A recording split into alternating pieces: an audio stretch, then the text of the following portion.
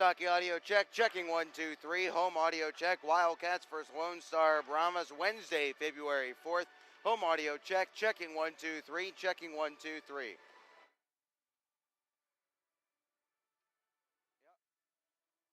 1, 2. Yeah, okay, all right. So the away guy is here tonight, but I don't know where he is right now. So I don't know.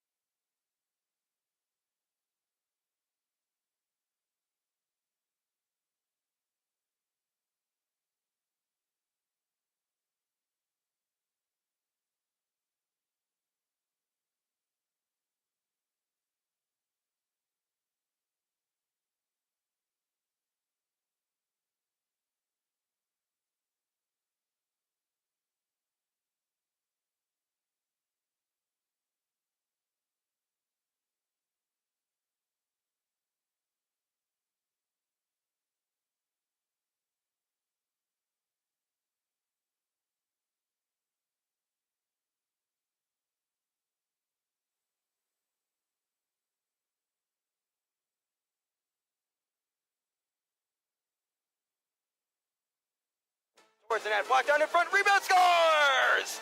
Evan Oakley, here's Farmer on a breakaway, Farmer scores!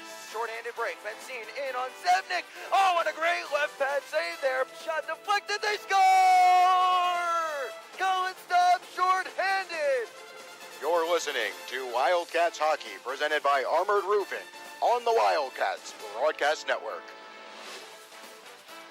Good evening to you from the K. Yeager Coliseum, where it is time for Wildcats Hockey, presented by Armored Roofing. Hello and welcome to the broadcast. Ben Horner with you, Wildcats fans, on FastHockey.com and the Wildcats Broadcast Network. However you happen to be tuning in tonight, we're glad that you've decided to make us a part of your Wednesday evening for what is a pivotal battle in the push for a first-round bye in the South Division playoffs. Ben Horner with you, Cats fans, and as the two teams enter tonight's contest, this is the third game in 6 days between the Lone Star Brahmas and your Wichita Falls Wildcats. They split the previous two down in North Richland Hills on Friday and Saturday, and as a result, no change in where those two teams sit in the South Division standings. Let's take a look at those standings as we enter play this evening. Topeka, who will get back to action this weekend with a 2-game set against the Brahmas, currently sit in first place in the South Division with a record of 39-3 and 63 points. They are well ahead of the Brahmas, 6 points clear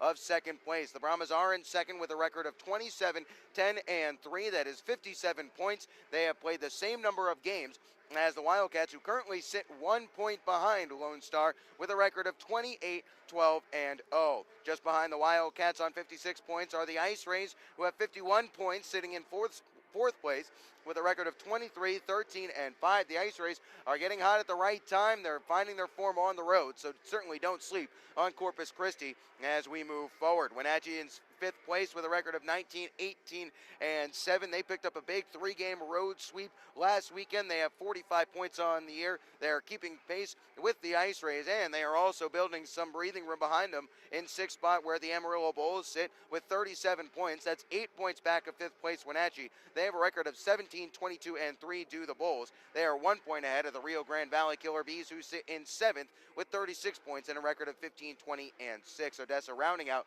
the South Division standings with a record of 9-29-6 and 24 points on the year. But the Wildcats, as they enter play this evening, 28-12-0. They are 18-5-0 as the home team. More specifically, they are 16-5-0 at the K. Yeager Coliseum. But this place has not been as much of a fortress over the last month as it had been prior. The Wildcats entered January having won 11 straight home games dating back to October the 4th when they lost 5-1 to these same Lone Star Brahmas. However, January not as kind to the Wildcats as they were dealt losses by Topeka, by Rio Grande Valley, and by Corpus Christi at home. The Wildcats, thankfully, for their part, were able to end the month with a win to prevent the same fate as befell them at the end of December when they lost 3 straight. They salvaged the split with a hearty 4-3 win over the Brahmas on Saturday evening, and that was a contest that saw the Wildcats race out to a 4-0 lead. They were up 1-0 in 15 seconds of the contest as Austin Bolio scored on the first shift of the game. Then, after really controlling that first period of play, out shooting the Brahmas 17-7, the Wildcats made the pressure pay in the second period. Even though they got outshot 11-8, they got some great saves from Austin Shaw, and then they scored 3 of their own with Staub, Falconer, and Townsend finding twine in the second frame in that contest on Saturday evening. The Brahmas would surge back in the closing stages of the third period to make it a 4-3 contest as they made it 4-1 inside the last 9 minutes of the game, but then also scored 2 more in the last 4.5 or so. But suffice it to say, the Wildcats were happy to get out of there with the 2 points, regardless of the fact that the scoreline looked a little bit closer than the game might otherwise have indicated through the first 2 periods of play, because the Wildcats will certainly be happy with that, because that was the first regulation loss that had been dealt to the Lone Star Brahmas this year. And it's a Brahmas team that has been absolutely dominant on home ice at the NYTEC Center. However, on the road, they have been a bit more mortal than at home. The Brahmas 6-8-2 as the road team in contest this year. Their last time on the road, they split with Topeka on January 16th and the 17th. And here's what you need to know about this Brahmas team. They are 4th in the league in overall offense with 3.6 goals per game, but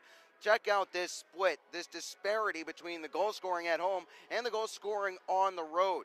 4.25 goals per game at home. That's 102 goals for and 24 games played at home for the Brahmas. On the road, 42 goals for in 16 games played. That's 2.63 goals per game on the road for the Brahmas, but the Wildcats certainly are cognizant of the fact that they are going to have to play good, strong defense against this Brahmas team. This is a Lone Star squad that came away with a 5-1 win on Saturday, October the 4th, the last time these two teams were here. It's been an even-Steven season series between these two squads this year. Both teams have 2 wins. Both teams have 2 losses. The Lone Star has a regulation loss and an overtime loss, but the Wildcats will be looking to make it a 3rd win against the Brahmas this year, and to do so, they're going to need some good, solid 5-on-5 play, but moreover, they're going to have to stay out of the box, and if they get into penalty trouble, they're going to need a bigger effort from their penalty kill. And if there's one cluster of Wildcats players, one aspect of the Wildcats game that is certainly happy to see the calendar turn from January to February, it's the penalty kill. The Wildcats are 3 for 10 on the Gilmore's Collision Center penalty kill over their last 4 games. The penalty kill in January was a very rough 67.6% success rate. That is 25 killed on 37 opportunities, and the Wildcats know that the penalty kill is going to have to get better if they are going to make a charge at the Robertson Cup this year, because when you start playing the Topekas, the Lone Stars in the playoffs, you're going to need to get better effort from the penalty kill. Big boost for the Wildcats, or at least a little bit of a boost for the Wildcats. The penalty kill at home, 81.7%, which is about 4 percentage points higher than their than their season average overall of 78.8 on the PK. So the Wildcats will be looking to stay out of the penalty box tonight. They'll also be looking to utilize the blue line and get offense from the defensemen. We saw that over the weekend. The Wildcats scored 7 goals on the weekend. 3 of them came from the stick of defensemen, 2 from Jake Townsend, 1 on Friday and 1 on Saturday. Matt Cook also scored on Friday evening as well, and that's a byproduct of the Brahmas swarm play in their defensive zone. They'll put 3 guys on the puck carrier down low and try to force the turnover. They're fine with that. If you're the Wildcats, all that means is you need to work the puck quickly, and if you can, move it up to the blue line, because if you do, there's going to be some room for those guys to operate. And the Wildcats, with guys like Cam Knight, Matt Cook, Jake Townsend, Jeff Baum, although Baum is playing forward, either way, they got guys who can put the puck on net up and down the blue line. You look at Cam Knight, Matt Cook, Austin Azanaro, he's only playing in game number 5, but he's showed an ability and an offensive touch thus far this year. Jake Townsend, also a good, solid offensive defenseman this year. He's been very solid over the last month or so, had 8 goals in January and finished runner-up in Defenseman of the Month voting. Also, Shane Kosmeski and Konstantin Cherniuk, both guys with strong offensive upside. Let's get into the starting lineups now, and we'll get you the starting lineups brought to you by Pelican's Restaurant. We start with the Lone Star Brahmas. We will start on the left wing side, where it'll be the Swedish line. Oscar Andren, wearing number 88. Andren on the year has 29 points on 12 goals and 17 assists in 31 games played. Andren hails from Stockholm, Sweden, standing at 6'1", 180 pounds. Centering will be Ludwig Larsson. Larsson had 4 goals over the weekend, including a hat trick on Friday. On the year, he's got 37 points in 32 games played, standing at 5'11", 170. Larsson has 15 goals and 22 assists and hails from Malmo, Sweden. On the right wing, it'll be the league's leading scorer, joint leading scorer, Sebastian Vidmar, 6'2", 195 pounds for the 94 birth year. Vidmar, also out of Malmo, Sweden. On the year, he has an astounding 59 points on 24 goals and 35 assists. On the blue line for the Brahmas, it's Anton Santason, another Swede on this roster. Santason out of Ängelholm, Sweden, 6', 190 pounds. The big defenseman on the year has not chipped in too much on the offensive side of things. That's not his game, but he still has a respectable 18 points on 4 goals and 14 assists in 35 games played. Pairing with him will be Caleb Thompson, number 14. Thompson did not appear over the weekend, but he is in tonight. Thompson on the year. Thompson, out of Oklahoma City, most recently played for the Chilliwack Chiefs, 6', 180 pounds. He's a right-handed shot. And starting in net will be Jake Kupski, 11-4-1 with a 2.15 goals against average and a 9.09 save percentage. Kupski hails from Waukesha, Wisconsin, standing at 6'5", 210 pounds. Head coach of the Brahmas is Dan Wildfong. Assistant coach is Jeff Potter. Both are in their second seasons. Now for the starting lineup for your Wichita Falls Wildcats. And again, we start on the left wing, where it'll be number 18, Austin Bolio, 5'9", 170 for the Alabama Huntsville commit out of Coral Springs, Florida. Beaulieu has 36 points on the year on 16 goals and 20 assists in 40 games played. Centering the starting line will be number 11, Tommy Apap, 6'2", 180 pounds out of Bloomfield Hills, Michigan. On the year, he's got 26 points on 6 goals and 20 assists in 30 games played. On the right wing will be Colin Staub, 6'1", 195 out of Colorado Springs, Colorado. The first 40-point man of the year for the Wildcats, 15 goals, 25 assists for Staub, who will head to the Air Force Academy next year. On the blue line for the Wildcats, it'll be Austin Azanaro, number 20 on the left side. 6', 185 for the Spokane Valley, Washington, who picked up his first career point in the North American Hockey League with an assist on Jake Townsend's goal on Friday night. This is game number 5 with the Wildcats for the former Missoula Mauler. Pairing with him will be Jake Townsend, 6', 180 out of Highlands Ranch, Colorado. Townsend on the year, 26 points on 10 goals and 16 assists in 40 games played. He is a 94 birth year, standing at 6', 180 pounds. And starting in net, Austin Shaw, 6'4", 205 pounds. The Highlands Ranch, Colorado native will be heading to Princeton next year. Until then, he's got a 17-6-0 mark with the Wildcats, a 2.77 goals against average, and a 9.04 save percentage. Those are the starting lineup for your Wildcats. Head coach is John LaFontaine in his first season. The assistant is Chris Saransky in his second campaign. Those are the starting lineups brought to you by Pelicans Restaurant, located at 2301 Midwestern Parkway, across from Midwestern State University. Pelicans Restaurant offers Texoma the choicest beef, freshest fish, and the area's best wine list. Next time you're in the Falls, be sure to stop by and visit our friends at Pelicans Restaurant for fine dining and a family atmosphere. That'll do it for us on the pregame show. We'll step aside. When we come back, we'll have the opening face-off between the Brahmas and your Wildcats right here from the Kay Yeager Coliseum.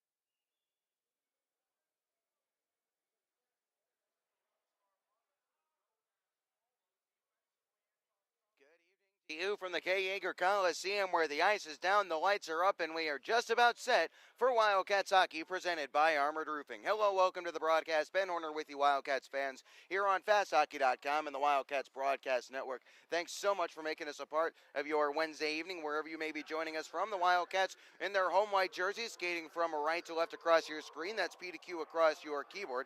Coming back the other way for the Brahmas in their road blacks with purple shoulder plates. That's Q to P across your keyboard, left to right across your screen, as Jake Kupski is in the cage to our left. Kupski on the year, I gave his numbers earlier. Just to recap one more time, 11-4-1 with a 2.15 goals against average and a 9.09 save percentage. That one overtime loss for Kupski came back in this building on October the 3rd. A 3-2 win for the Wildcats on Nick Farmer's game-winning overtime tally. Kupski on the year away from home has not had the same success he's had at home, much like the Brahmas have from top to bottom. They are 21-2-1 as the home team, 6-8-2 as the road team. But make no mistake about it, this is a Brahmas team that is going to give you a very difficult game, no matter where it happens to be that you're facing off with them. So it'll be Egan, Carroll, and Storm Walrab for the Brahmas, out there with Sean Giles and Hayden Hansen. For the Wildcats, it'll be Beaulieu, Apep, and Staub, with Townsend and Azanaro, the defenseman. Looks like we are set to go. Jeffrey Parker Jr., tonight's referee, brings them together, and the puck is down. We are underway in the first period, brought to you by American Classified. As off the draw, we're to play here, and Townsend has it in front of the Wildcats penalty box. Townsend sweeps it over to the red line and chips this softly in, well short of icing, as Giles has this one on his stick from a nice pass from Hansen. Giles wheeling back into his own zone. Rather, this is Sanderson. Sanderson up the ice. No icing here as Walrab got a stick to it here. Townsend will go back to grab it. Townsend bumped it along, hoping for Apap. Apap's pass nicely up ahead for Colin Staub. Staub muscled out there by Sanderson, as now this is Egan hoping to kick it along. Wildcats tag up on a delayed offside as both teams are in the midst of a change. Farmer goes in on the forecheck. Pass up through the middle of the ice, wanting it is Vidmar. He'll delay, play it into some space, and wait for some support. Egan was coming to the bench for a change, then he rimmed it in deep. Here's Vidmar playing towards the middle of the ice. Never reached a teammate as Falconer works this one up ahead for Reisinger. Reisinger has it swatted off his blade as we played a minute here at the KYC between the Wildcats and Brahmas. Look out here. Falconer had his pass intercepted. Cook under some pressure here from Andre. Softly back behind the net. First to it here in his defensive corner is Cam Knight on the near side. Knight's pass through the middle of the ice intercepted here. Left behind. Vidmar shot high, goes up and gets the glass. Knight will kick this one back onto his blade. Skates behind the cage of Shaw and bumped it along for Cook. Cook along for Knight now through the middle of the ice in his own zone. Gave it along for Falconer at the right wing wall. Falconer over the blue line plays this one in deep. He'll go in on the forecheck here. Kupski swats this one away. Yeager on the far side wall, fresh from the bench, can't hold in. Loses out on possession as the Brahmas look to start this up the ice. It's Uchin. Pass through the middle is intercepted. Onside play as Yeager chips this towards the corner for Lazarus to pursue. Lazarus tied up there by Giles, legally so. Turned over, though. Here's Litviak. Litviak holding to the right wing circle now on the outside. Litviak lost the puck. Can he get it back and get a pass away to a teammate? No, he cannot. Puck still sitting loose in the right faceoff circle before it's finally settled by Ludwig Larson, and he'll take it behind the cage of Kupski. Banked down the ice. Will this be icing? Yes, it will, as Kuzmeski and Cherniak were the closest to it. 2 minutes even played in the first period. Bit of a KG start. Both teams feeling each other out. Ben Horner with you on FastHockey.com and the Wildcats Broadcast Network. Let's get you tonight's officials. Jeffrey Parker Jr. is the referee with the orange armbands, taking care of the penalty calls. Michael Semick and Dan Barecha will be your linesmen working the icings and offside.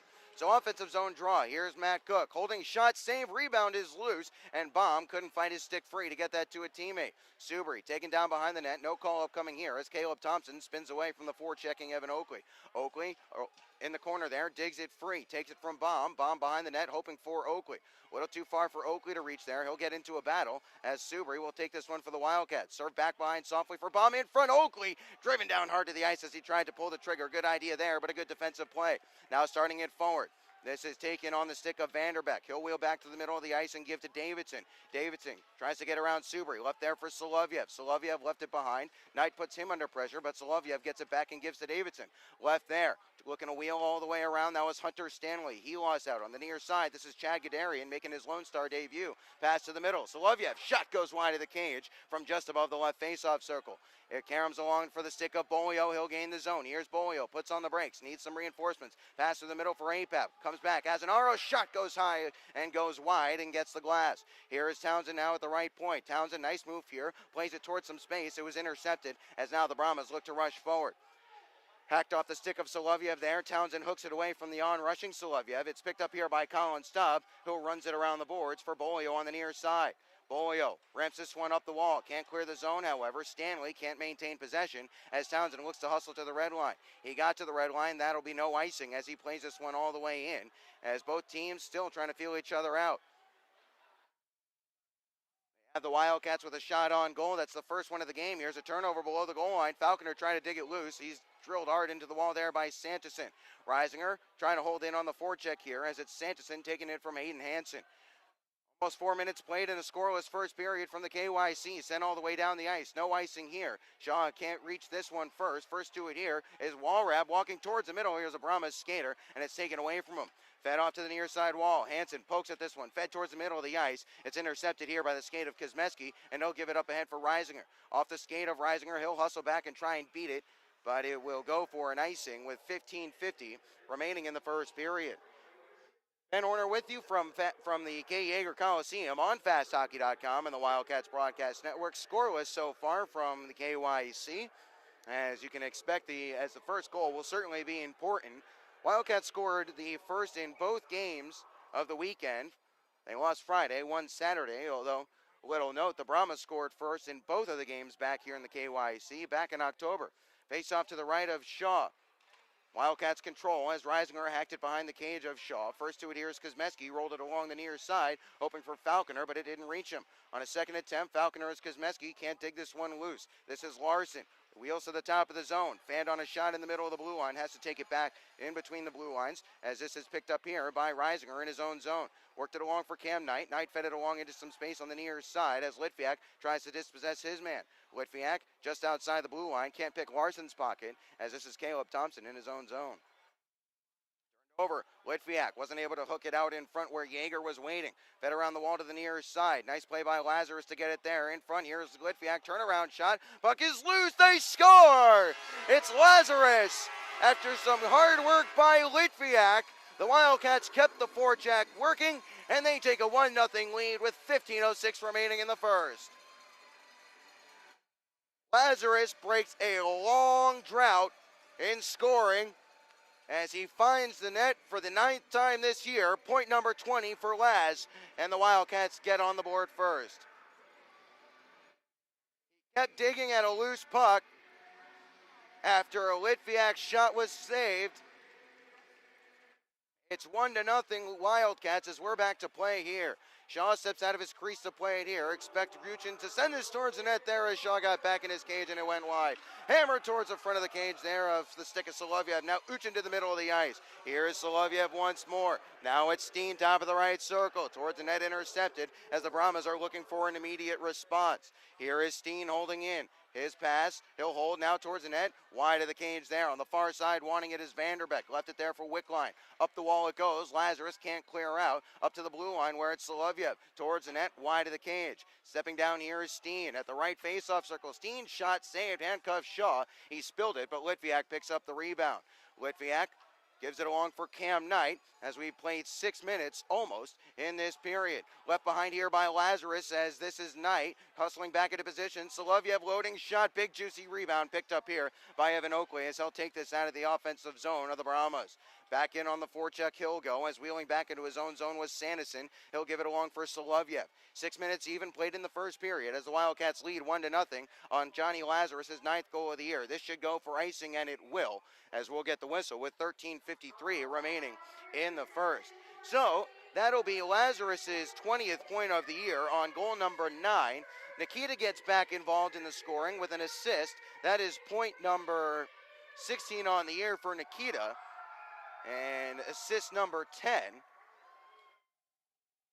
was a turnaround shot by Nikita. It was easily saved by Kupski, but Lazarus, doing what he should do, went hard to the net, kept the puck moving, and was able to tap it home past Kupski. We play on here. The Wildcats aren't able to control off the offensive zone faceoff as this is Steen looking to play this one down. Townsend intercepts, gave it to Staub. Here's Bolio holding, shot, save, they score! Kupski got a piece, but Bolio got it through him, and the Cats lead 2-0. Townsend gloved it down at the blue line. He fed it to Staub. Staub fed it to the middle for Bolio. He held on it briefly. His quick little shot was mostly saved by Kupski, but Kupski wasn't able to keep it from squeaking through, and it's 2-0 Cats, but still a lot of game left to go. This is where the Cats were on Friday night.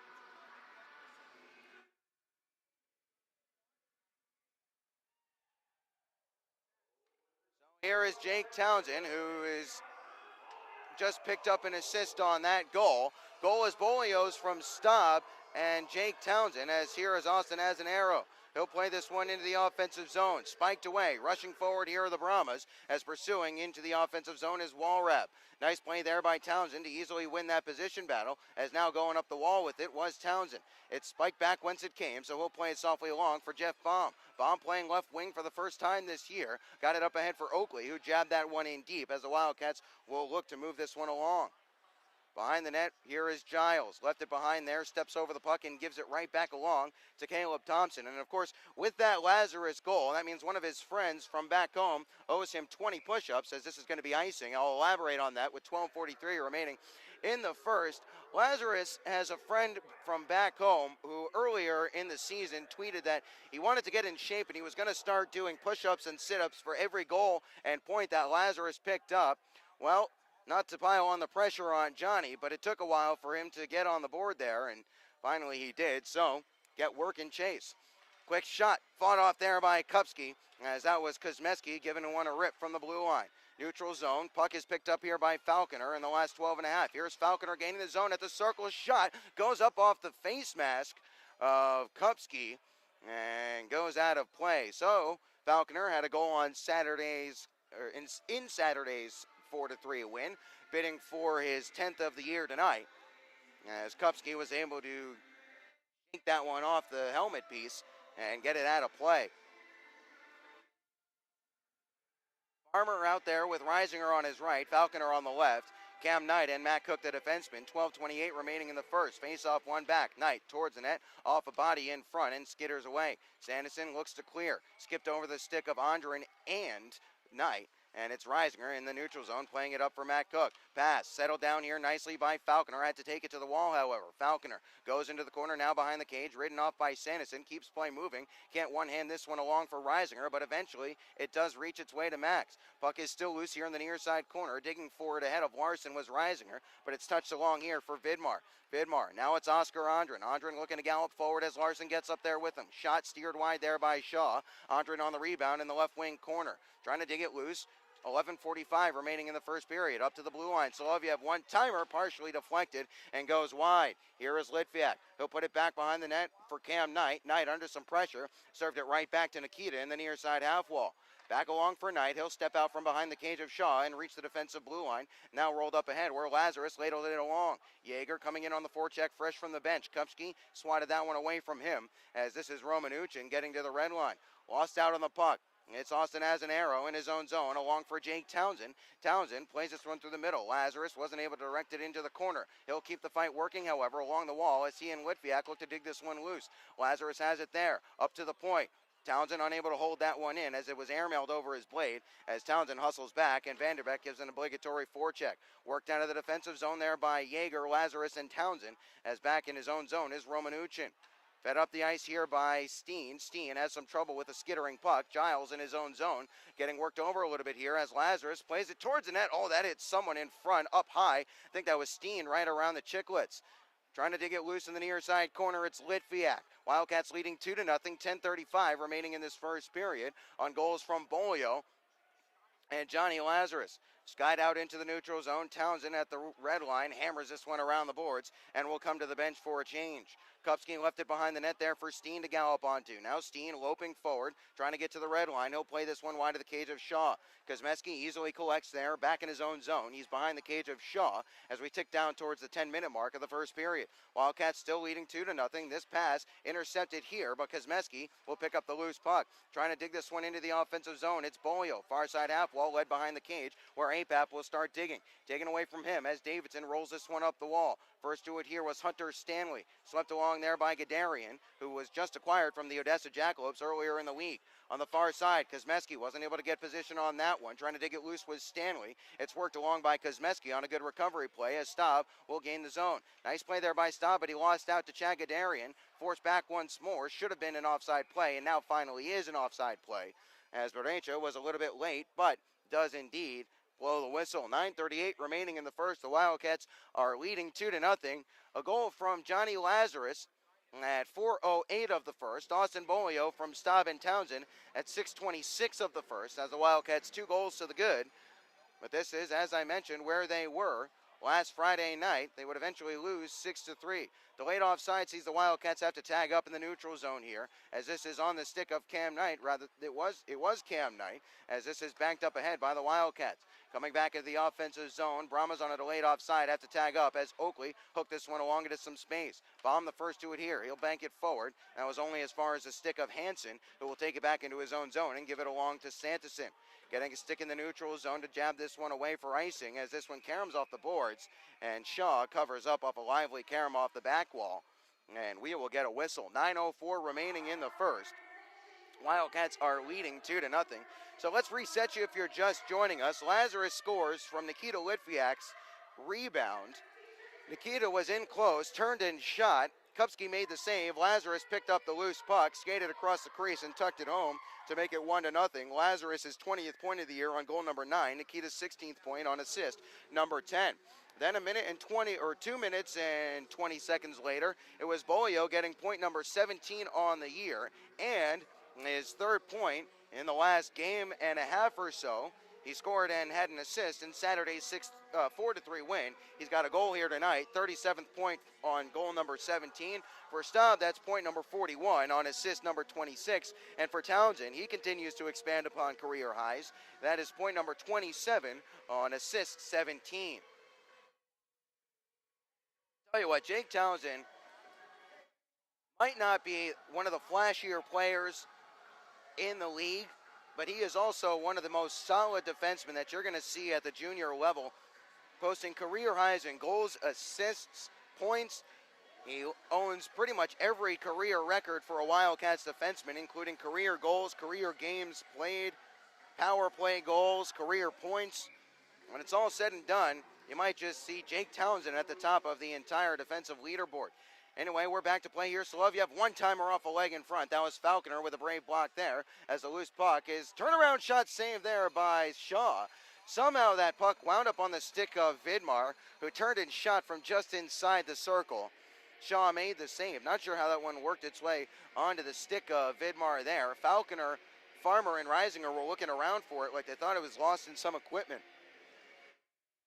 Off is just out of the reach of Solovyev as it was cleaned back to the point, as Steen will wrap this one hard around the boards. First to it on the near side, it's Cook. He'll shovel this back along, hoping for Nick Farmer or Cam Knight. It's Farmer who takes and gives it up ahead for Falconer. Falconer let it up for Matt Cook. Cook, pass, steered wide of the cage there, as this is Reisinger looking to hook back down low below the goal line. Cook gets back to the blue line as Falconer goes in on the forecheck here. Looking to step free was Larson. Played off the back wall, collects himself, and now we'll leave it along for Solovyev. Solovyev's pass in front of a forechecking Reisinger. Headman pass for Vidmar, who lost his stick in the process of tipping that one, as Cook will rim this one around the kick plate. Larson wasn't able to hold the zone as Falconer forced it into the neutral zone. Caleb Thompson hammered around the boards. Here's Oscar Andrin, but we're going to get an offside whistle as that'll stop play. 8:09 remaining in the first. Wildcats are leading 1-0. Shots on goal, according to the big board here at Point Streak, are 7-4 in favor of the Wildcats. Ben Horner with you on a Wednesday evening. An overcast Wednesday evening, about the closest you'll get to quote-unquote hockey weather here in the Falls. A chill to the air, but nothing too extreme. It is Texas after all, as we're back to play here. It's Cherniak wrapping it around the boards for his compatriot Litviak.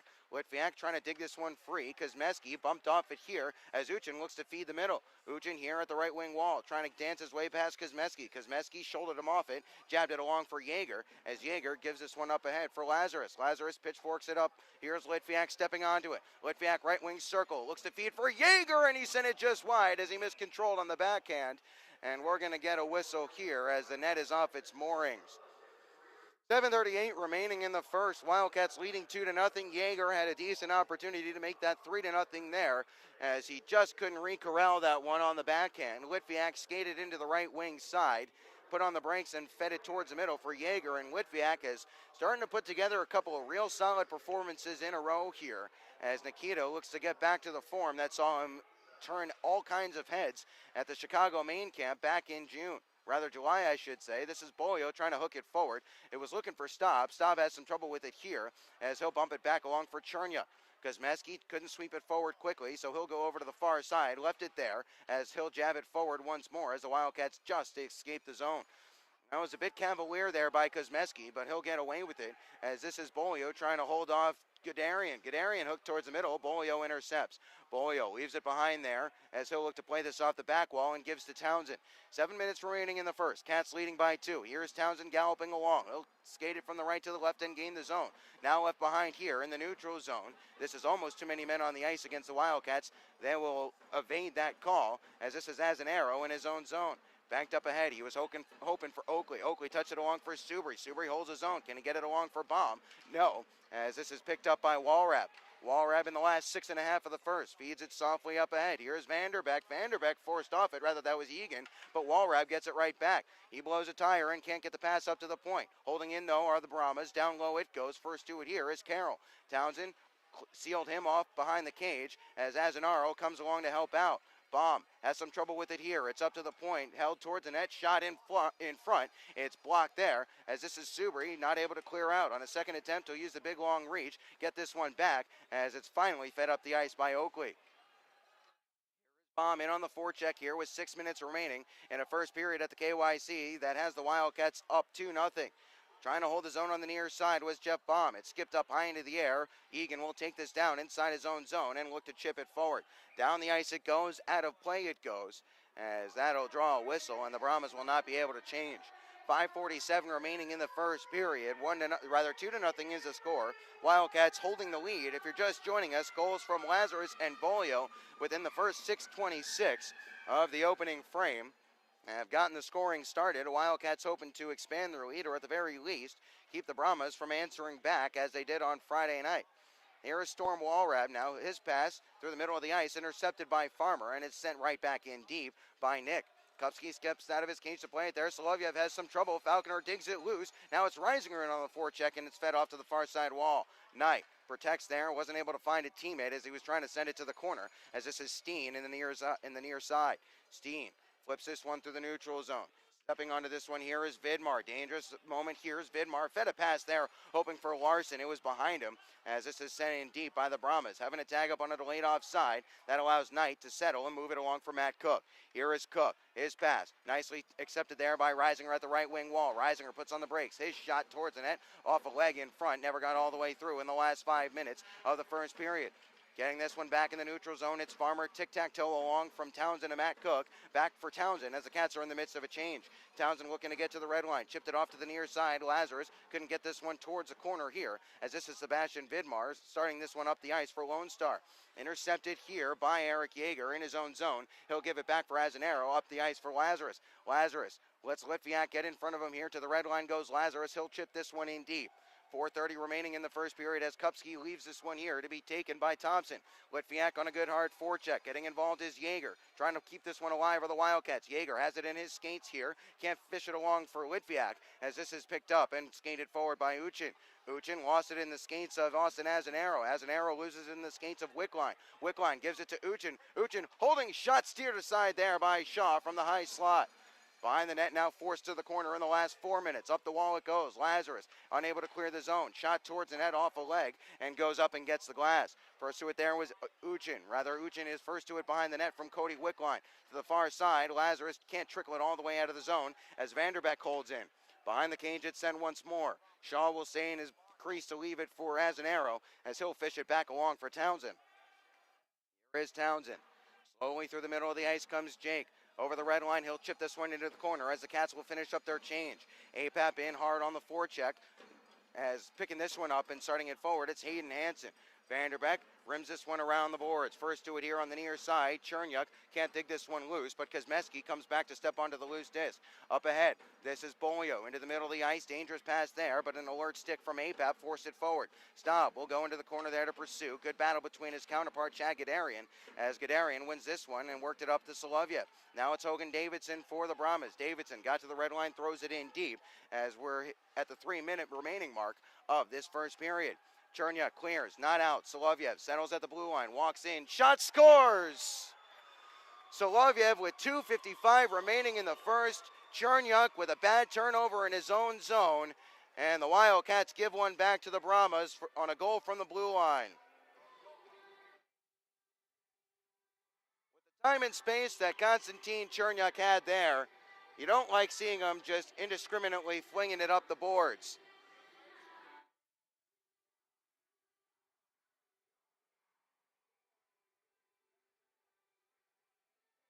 So, additional similarity to Friday, the Wildcats give one back from the blue line. Not a good goal to give up all the way around. But nothing to do about it now, but keep fighting through it. 2-1, 2:50 remaining in the first. as the Wildcats have it in their own zone. This is As an Arrow. As an Arrow shot, or his pass through the middle of the ice. He was hoping for Subri, as this will go for icing. I thought Paul might have gotten his stick to it. 2:43 remaining in the first. I don't believe that was tipped in front. I think Shaw was screened on that play. Give it to Solovyev from Hogan Davidson. Davidson was in front screening. So if that does stand with Solovyev, that is his 7th goal of the year. Face-off, puck is loose. It's picked up here by Oakley. He can't clear this one up the wall, as Larson will put him under a mess of trouble. This is picked up by Baum. His pass up the ice for Subri. Subri on his backhand over the red line. He'll play this one in deep as the Cats will start a change. Kopsky rolls this one around the boards. That one's off the back of Andren and now picked up by Ludwig Larson. Larson with a forechecking Falconer on him. Larson will gallop forward, dances past one, dances past another. Soft call upcoming, but the Wildcats are going to be shorthanded. 2:15 remaining in the first. Taking a tripping call there was Max Reisinger, and the Wildcats, who started off this game with a 2-0 lead in the first 6:26, are going to end this second period in the absolute worst way possible. They give up a soft goal from the blue line after they gifted possession away in their own zone, and now they're going to be shorthanded for the first time tonight. Gilmore's Collision Center penalty kill on deck. The Wildcats 78.8% on the year. That is 18th in the 24-team league, as right away Hansen holds this one in. Walking towards the middle. Here is Hansen, top of the right circle. Now off to the left side, trying to touch it back to the point was Andren. Sanderson, one-timer held on. Back to the blue line here is Sanderson once more. Top of the right wing circle, it's Vidmar. Up to the blue line where it's Hansen. Middle of the point, shot off a leg in front. That was Farmer who got a block in. Sanderson up to Hansen once more. Now it's Sanderson, middle of the blue line. Top of the point, one-timer from Vidmar from the top of the circle is saved, and the Wildcats are able to clear that one off a body of Sanderson and goes out of play. So that'll be a neutralized faceoff. 1:43 remaining in the first. Wildcats lead has been cut to 2-1 on Alexei Solovyev's goal, and the Wildcats are shorthanded. They are just 9 for 14 on the penalty kill versus Lone Star this year. That is 64.3%. Last weekend, they were 1 for 4 on the PK. They're 3 for 10 on the PK on their last 5 games or so. 4 games, I should say, as this is Solovyev, top of the right circle. Holding on it was Thompson, waiting for a one-timer. The pass handcuffed him. He'll chase this one back. 1:10 remaining in the penalty to Max Reisinger. It was a tripping call. There's 1:20 remaining in the first as Thompson gains a zone. He floated this one in deep, but Townsend knifes it out of the air and sends it all the way down. Brahmas power play on the year, 7th in the league, 41 for 188. That's 21.8% on the year. On the road, power play, 18.2%. As this is a loose puck skated onto here by the Brahmas. They'll gain the zone. Trying to force it out there was Townsend. Shot backdoor, deflected in front, and it's picked up by Staub. Cleared, not all the way out. Last minute of play in the period, brought to you by La Quinta Inns and Suites. They score! Solovyev on a one-timer from the blue line. That might have been tipped in front, and it's 2-2, and the Wildcats shoot themselves in the foot in the last 4 minutes of this first.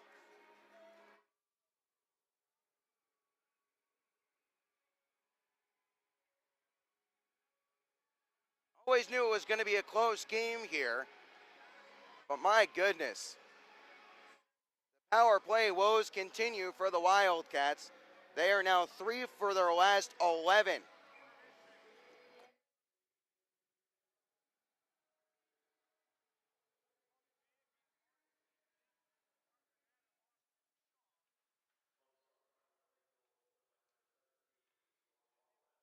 Give that one to Storm Walrab on a deflection in front. We'll get an icing here. 40.9 seconds remaining as we're back to 5-on-5. If you're just joining us, the Wildcats, it's almost a mirror image of what we saw on Friday night. They raced out to a 2-0 lead on the first 6:26 of the game. Then they gifted a somewhat soft goal back to the Brahmas. Then they took a penalty. A power play goal for Lone Star has this one tied up at 2 apiece. And the penalty kill continues to struggle. Off the face-off, trying to work this one loose was Yeager. It was lost in his skates as now Uchin will bring it forward. Uchin got it back. Here's Wickline. The pass was behind him. On the near side, trying to dig it loose. This is Eric Yeager and Nikita Litviak. Litviak has it there. Fished it forward, hoping for a teammate. Sent back in deep by the Brahmas. They tag up on a delayed offside in the last 20 of the first. Cook softly back behind, hoping for Cam Knight. Knight One along for Cook. Now it's Cook skating around a man in the last 10 seconds. Left behind, got it back. His shot into a leg there as this is gloved down by Litviak in the last 5. Touched it along. Here's Lazarus towards the net. Shot saved there by Kupski. And we'll get the whistle with 1.8 remaining in the first.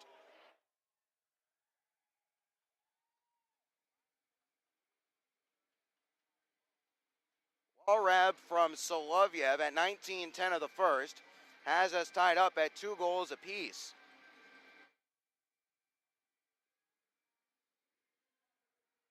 Faceoff will be to the right of Kupski. Should be all but a formality.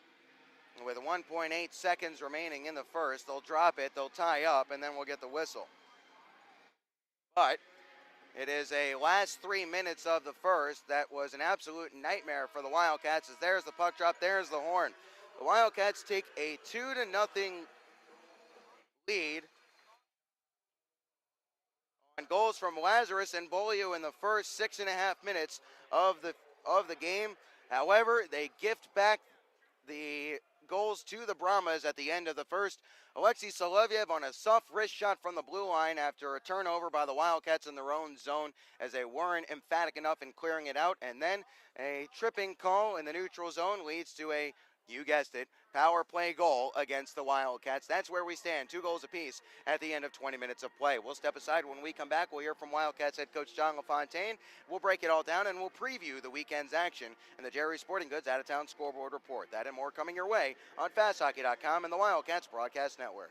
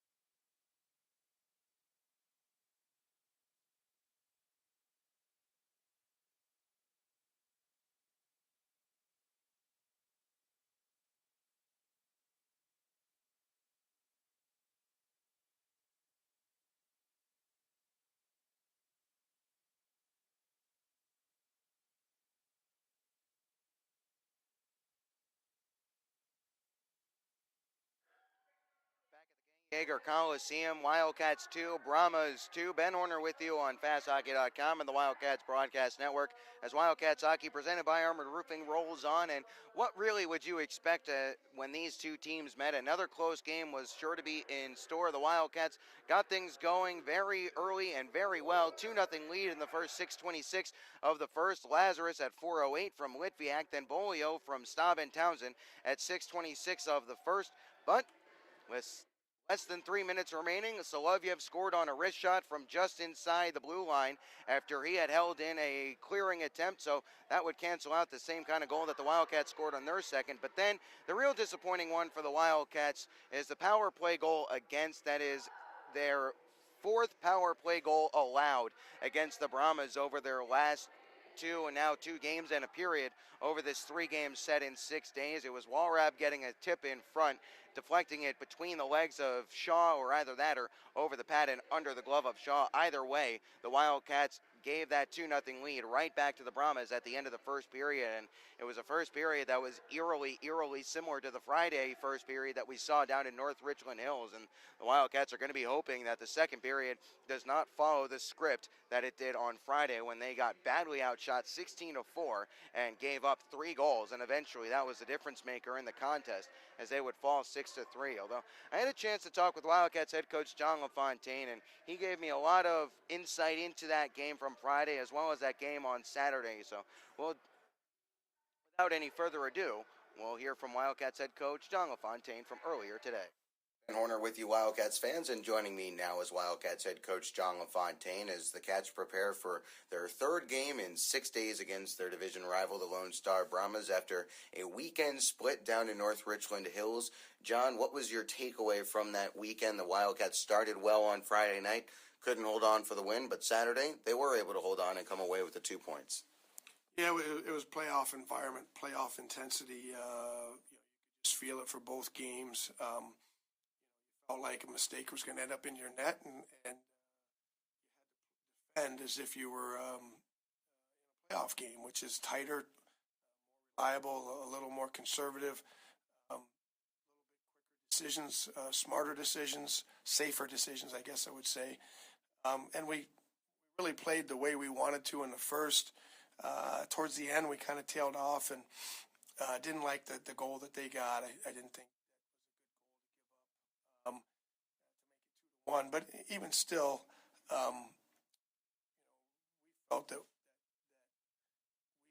played the way we wanted to. We wanted to play a little bit quicker, move the puck a little bit quicker, and defend their stretch. They just love to stretch and chip it, and felt pretty good. Probably out of the 6 periods on the weekend, we then came out and played our worst period of the weekend. They got us on our heels. They got 2 power plays on us and got goals on both of them that were 1 second left in the power play. One was 4 or 5 seconds left in the power play. And it's just kind of goals that you don't want to give up. They weren't. I thought system-wise we played like we needed to. And one was a long shot that just found its way in, and another one was a breakdown in front of our net, and it looked like our guys struggled to recover from that, and you can't. All of a sudden they got the lead 3-2. We can't struggle. You just got to put that behind you, and it just didn't seem like we were able to do that. It gave them the momentum and the boost, and they got us on our heels and made for a tough second period. But after that, I think we had 4 straight periods where I felt like we controlled the tempo, controlled the game for the most part, and played the way we wanted to, and Talk about that Saturday game, John, and after a disappointing result the night before, Austin Bolio comes out and the Wildcats immediately stamp their mark on the contest. First shot of the game, first shift of the game, 15 seconds in. Is that a big boost for your group coming into a game like that on the road in a building where the Brahmas had not lost in regulation? I think if you look at it, I think the shots were 16-7 after the first period. And in the first game, I think they were 15-11 or 6-11. So to put those kind of shots, we felt that we were ready to play that first period. We could have had some other goals in that first period. It really helped us to get some momentum and some confidence back with that quick goal. that's the way you want to start the game, obviously. So I just think that catapulted us into believing that we can do it. 16 shots and only limiting them to 7 shots, and of course, second period we got up 3-0, and they got a few more shots after that, and then got up 4-0. But it was a good team win, and The third period quickly here, John. You head into that final frame, up 4-0. You get through half of the period before the Brahmas get on the board with a power play tally. From your point of view, what was going on the bench during those 10 minutes? Was there ever any sense of panic as the Brahmas were really throwing everything forward, including the kitchen sink? There wasn't really panic. The PK goal guys were a little down on themselves because it was a goal that we shouldn't have gave up. We just didn't get back to the net and collapse to the net and kind of chased out too far. And you do that on a power play, you're going to get burnt, and that's what happened. But that was early enough. I think 7-minute mark or something like that. I might be wrong, but that made it 4-1. Still a lot of game left, and then they didn't score again until towards the end of the game. And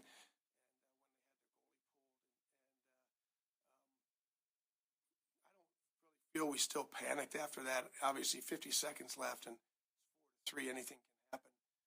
But we had a great chance to make it 5-2, empty netter. We just have to learn how to finish stronger and protect our net better at the end of the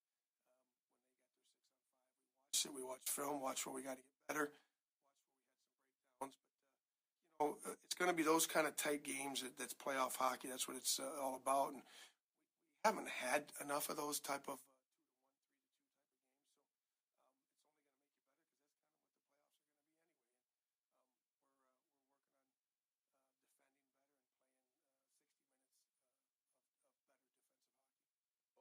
and we saw Blue Line become a big factor in the offense. Matt Cook, Jake Townsend posting strong weekends from the point. Is that a byproduct of the way the Lone Star defends in their own zone with that swarm? They bring everybody down low, leaving a lot of room for the guys up at the blue line.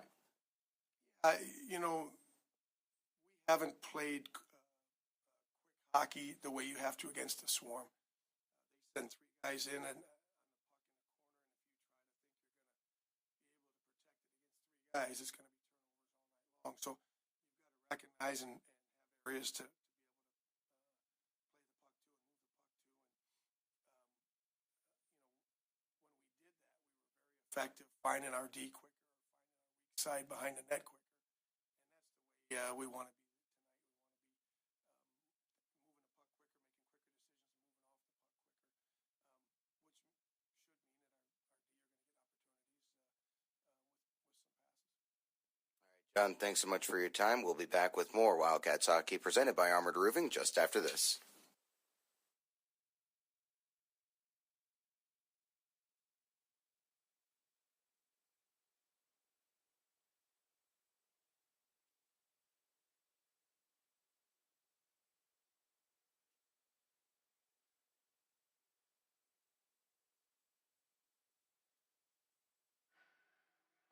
Jaeger Coliseum. You just heard from Wildcats head coach John LaFontaine. Ben Horner with you on the Wildcats Broadcast Network and FastHockey.com as Wildcats Hockey presented by Armored Roofing is bringing you a Wednesday edition. As we'll now turn our attention to what's going on around the North American Hockey League.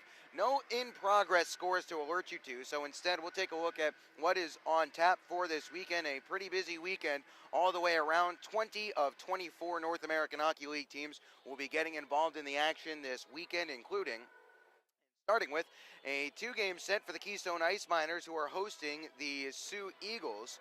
Keystone picked up a road sweep in Michigan last week, and they are 10-1-1 since the middle of December when news broke that the team would be folding at the end of the year. 2-1-1 versus Sioux this year.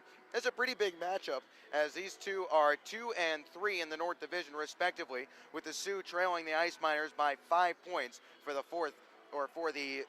second home ice advantage spot in the North Division.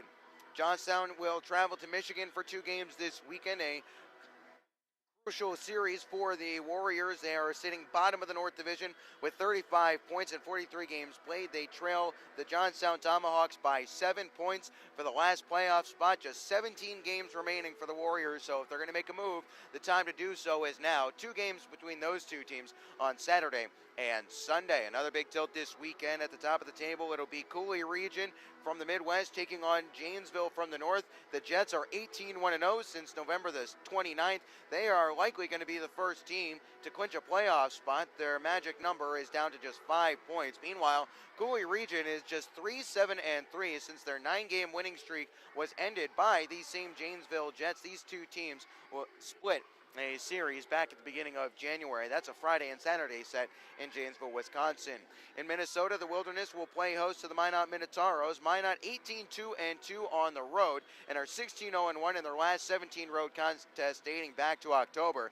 You feel like something's going to have to give this weekend with the Minnesota Wilderness squad that is tops in the Midwest Division and are 17-4-0 at home and have won 8 of their last 9 games. Certainly one to keep an eye on there, as the Wilderness are just 1 point ahead of Fairbanks for first in the Midwest Division. Aberdeen will travel to Brookings this weekend for just 1 game. That's a Friday night tilt. Aberdeen will turn around and play Bismarck the next night with Brookings off that Saturday. Brookings currently trails Aberdeen by just 2 points for the 4th and final playoff spot in the Central Division. The Wings have 40 points, Brookings has 38, but Brookings has played 2 fewer games than Aberdeen.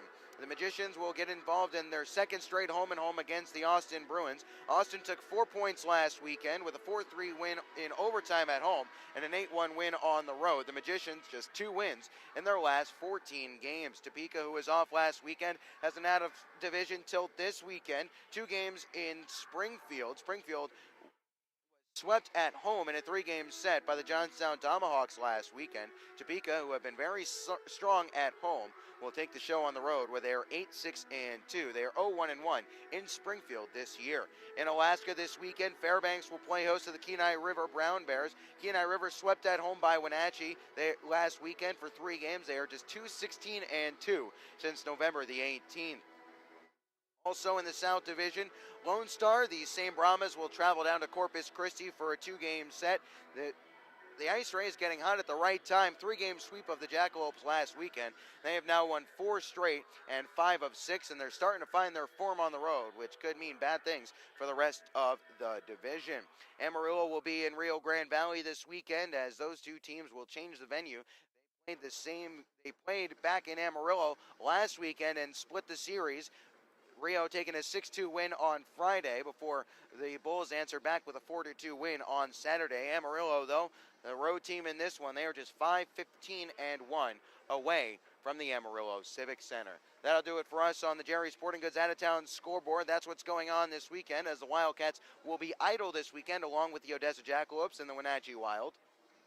That'll do it for us on the Intermission Report. We'll step aside and come back. When we do, we'll have the second period of action between your Wildcats and the Lone Star Brahmas. All that and more coming your way on the other side of the break on Wildcats Hockey, presented by Armored Roofing.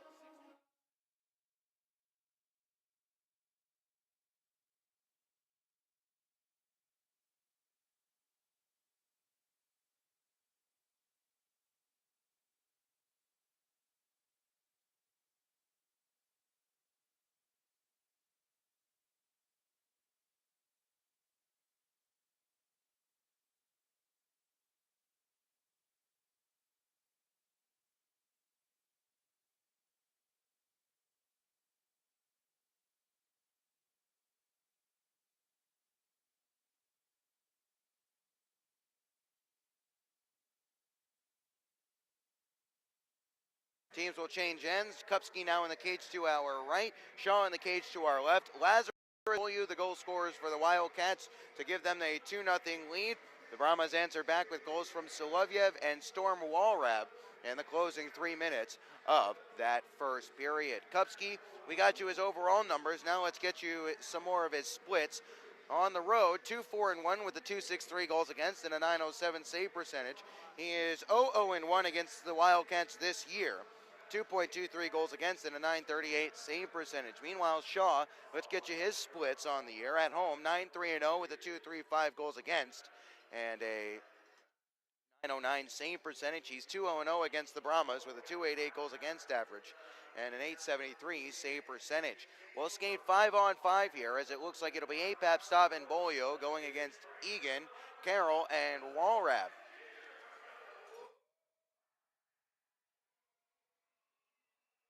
Each of the linesmen brings them together, and the puck is down. We're underway in the second period, brought to you by American Classified, as the Wildcats look to avoid a second period similar to what we saw last Friday evening. APAP juggles this one some here. Now that the Brahmas have kind of settled things down a little bit, tied things up 2-2. So APAP washed out of the draw, and then subsequently Larson washed out as well. That'll see Staub take this draw. He'll tie up. Can't win it towards the corner. As stepping onto this one, here's Giles. He worked it along outside of away from the pressure of APAP. Banked up ahead. This is Oscar Andrew.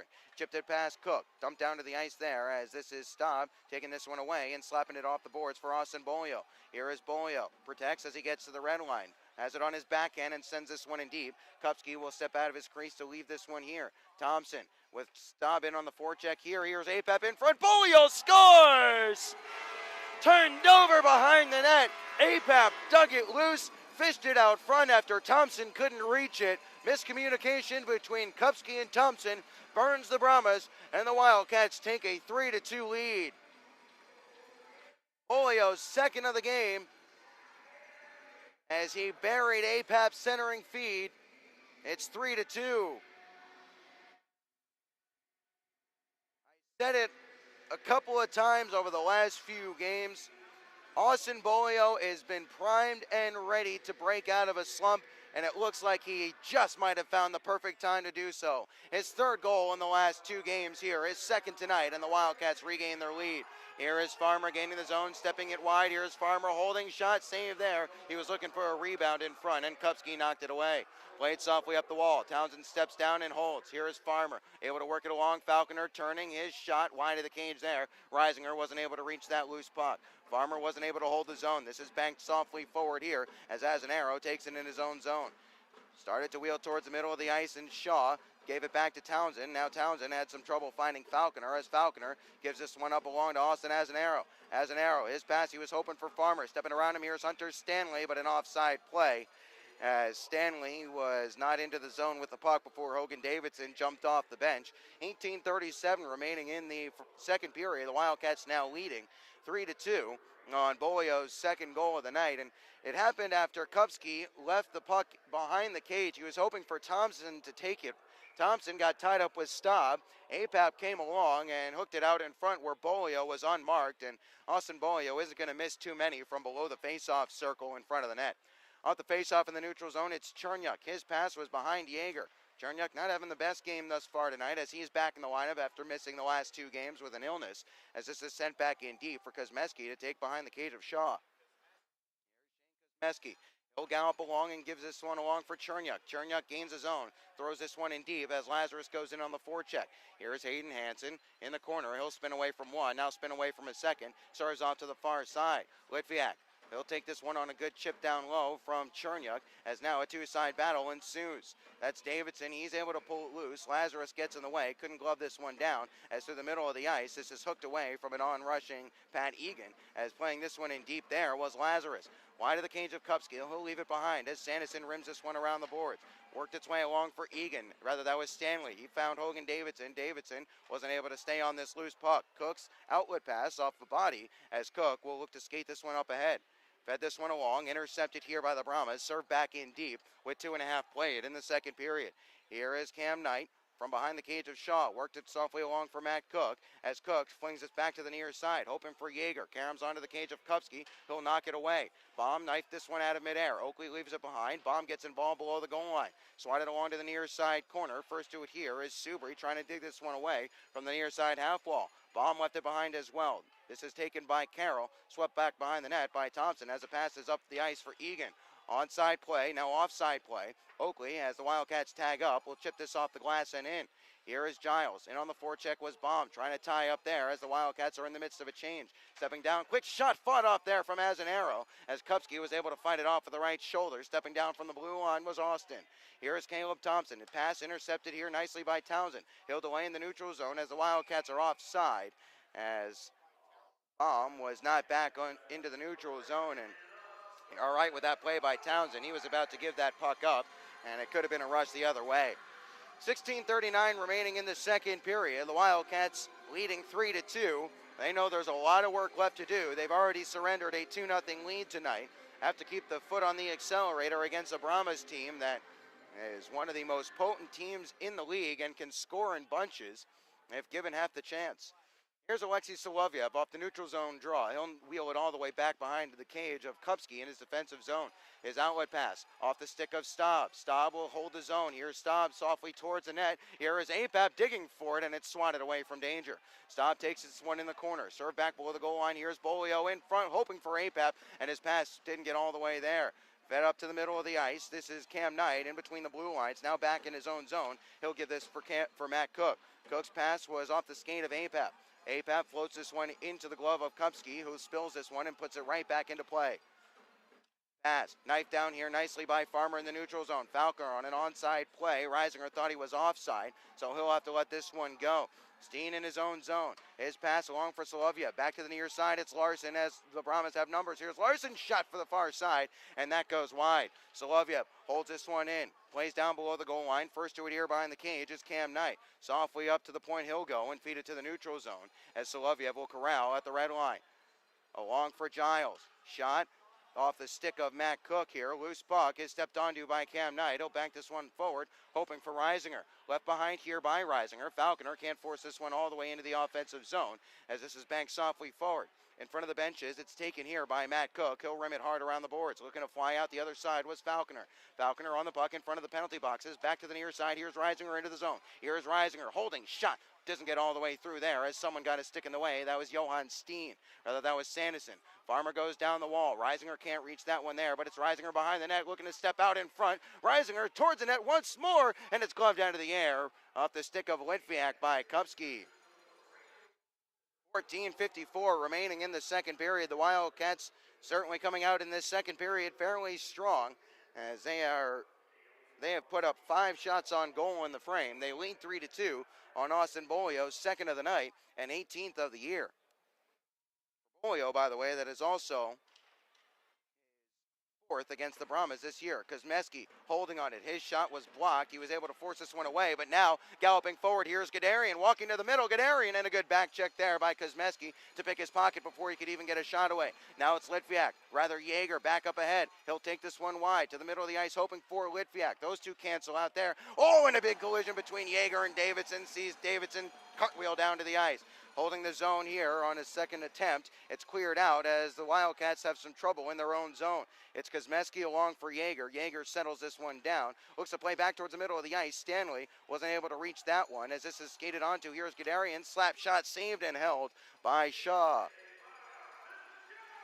14-13 remaining in the second as the Wildcats had some trouble settling a bouncing puck in the offensive zone. Turned into some trouble settling the puck in the defensive zone, but no harm, no foul, and you can thank the good tenacious play of Eric Jaeger not giving up on his man for that. Face-off upcoming to the right of Shaw, 14-13 remaining in the second. Face-off. One forward here by the Wildcats. Now Oakley has some trouble with it here. Lost it in his skates. Looks to slam it into the wall, not able to do so. Walrab behind the cage. Loses out to Townsend, who gives this one for Baum. Baum, nice pass into a little bit of space for Subri. Subri wasn't able to chip this one in deep. Gloving this one down in the neutral zone. It's Baum. His dumping attempt blocked. Karam to Townsend. Townsend plays this one softly towards the net of Kupski, who doesn't like what he sees, and will get an offside whistle on a delayed. That will supersede Kupski freezing the puck. So a neutralized faceoff will be the result of this one. 13:50 remaining in the second frame here in Wichita Falls. Ben Horner with you on FastHockey.com and the Wildcats Broadcast Network. Thanks for making us a part of your Wednesday evening, wherever you may be joining us from, whether it's Winnipeg, whether it's Russia, whether it's New Jersey, Colorado, Michigan, Minnesota, who knows. Thanks for joining us on a midweek action here as Wildcats Hockey presented by Armored Roofing. It ticks its way along into the closing stages of the 2014-15 regular season. Hard to believe it's already into the stretch run here as holding the zone. Here's Austin Bolio. Tries to chip down the wall. It was intercepted there. Softly up the ice. It's stepped onto here by Vidmar. Hooked away from Vidmar by Bolio. Good reach there as Austin gives up about a foot on the big sweet Sebastian Vidmar. Vidmar plays this one along to be skated onto. Here's Steen. Steen, shot. Blocked there by Cook. Steen softly towards the net, punched away there on the blocker hand of Austin Shaw. Played down the ice. No icing here. Staub hustling along. Kupski will play this one along. Has some trouble with it there as Staub wasn't able to win the loose puck battle as this is cleared down the ice by the Brahmas. Trying to settle in between the blue lines. That's Matt Cook. It's looped onto here by Larson, and it's an offside play. And with 12:54 remaining in the second, that's a great play by Nick Farmer there. He knows he's not going to be able to get back goal side of Larson, who is sprinting in, but he keeps skating, and he does just enough to hassle Larson and slow him up that fraction of a second to result in that play being an offside rather than Larson sprinting in with numbers. The aforementioned Farmer to take the draw, going against Cody Wickline. Face-off won by the Wildcats here as it's Kuzmeski into the feed of Farmer. Farmer to the red line, plays this one towards the cage of Kupski, skipped right in front of him, and he'll freeze the rebound. 12:42 remaining in the second period. The Wildcats are leading 3-2. Lazarus Bolio for the Wildcats in the first, along with Solovyev and Walrab in the first for Lone Star. Bolio at 41 seconds of this period. Wildcats their lead back. Kuzmeski, now it's Cherniak, middle of the blue line, slap shot blocked off a leg in front there. That was Uchin being brave with the play, as this one is held in by the Wildcats. Reisinger fans on it, gets it back, shot wide of the cage. Rebound is off the back of the net there, as Reisinger had Falconer stepping down into some space, but didn't use him. Look out, 3-on-1 for the Brahmas here, danger evaded, as Kuzmeski swats it away. Now it's Reisinger bringing it back in. Reisinger towards the middle there, floats up high and goes to the far side glass. Falconer not able to get this one past as Kuzmeski will run back. This is going to be a penalty upcoming against Austin as an arrow. An interference call is going to be the whistle with 12:11 remaining in the second period. The Wildcats will be shorthanded for the second time tonight on the Gilmore's Collision Center penalty kill. They are 0 for 1 on the PK tonight. Not to harp on it, but they are also 3 for their last 11 over their last 4+ games. They really could use a kill for a confidence booster as the PK goes forward. Face-off will be to the left of Shaw here. Yeager set to take the draw against Larson. Has to be careful not to get washed out. And he is going to get washed out of the draw. So Colin Staub will step in. Kuzmeski and Townsend are the defensemen out there for the Wildcats. Off the face-off, this is Yeager. Tied up behind the net. It works its way along for Townsend. He'll play this one off the body of Townsend, not all the way down. Almost a breakaway for Staub, but instead it's Vidmar looking to walk in. Here's Vidmar all alone as this one is off the stick of him, as this is kicked down the ice by Staub. Out of the zone it goes after Townsend starting the clearing attempt. Solovyev. Softly, now into the zone he goes. Here's Solovyev, hooked off it. Puck still loose and setting things back up. Here's Larson. High slot. Larson, penalty upcoming here. And who's it going to be on? Might be on both. It looks like they blew it dead. It's going to be on Andrin and Kuzmeski. So both of those guys are going to go. But we'll see if they keep it at 5-on-4 or move it to 4-on-3. Kuzmeski and Andrin are both going to go. They were jostling in between the hash marks. There's 11:39 remaining in the second. The Wildcats are shorthanded for 1:28. It looks like we will play 5-on-4. First time we've seen this referee, Jeffrey Parker, this season. Pretty straightforward game so far. Off to the right of Shaw here. One by the Wildcats cleared. It was off the body of Walrab, though, and that will hold the zone. Trying to spring this one loose, it's Cam Knight. Knight has it there, loses out. Now it's Oakley turning it over. Here's Vanderbeck. His shot off a skate, and Walrab couldn't reach it. Subri clears, not down the ice, as this is held in. Now it's Vanderbeck wheeling to the top of the left circle. Holds on it, back to the blue line. Here's Hansen loading, shot wide of the cage. Vanderbeck first to it here, top of the right circle, to the middle of the blue line, now top of the right wing circle once more. Here is Steen's shot, saved in front. That was Sanderson with the effort, blocked down by the big body of Matt Cook in front, as Cook will clear this one off the body of Sanderson. It goes, and out of play into the stand, so we'll get a neutralized face-off. 52 seconds remaining in the penalty to Austin as an arrow. He sits 2 minutes for interference, as the Wildcats are shorthanded. There's 11:03 remaining in the second frame as the Cats lead by 1.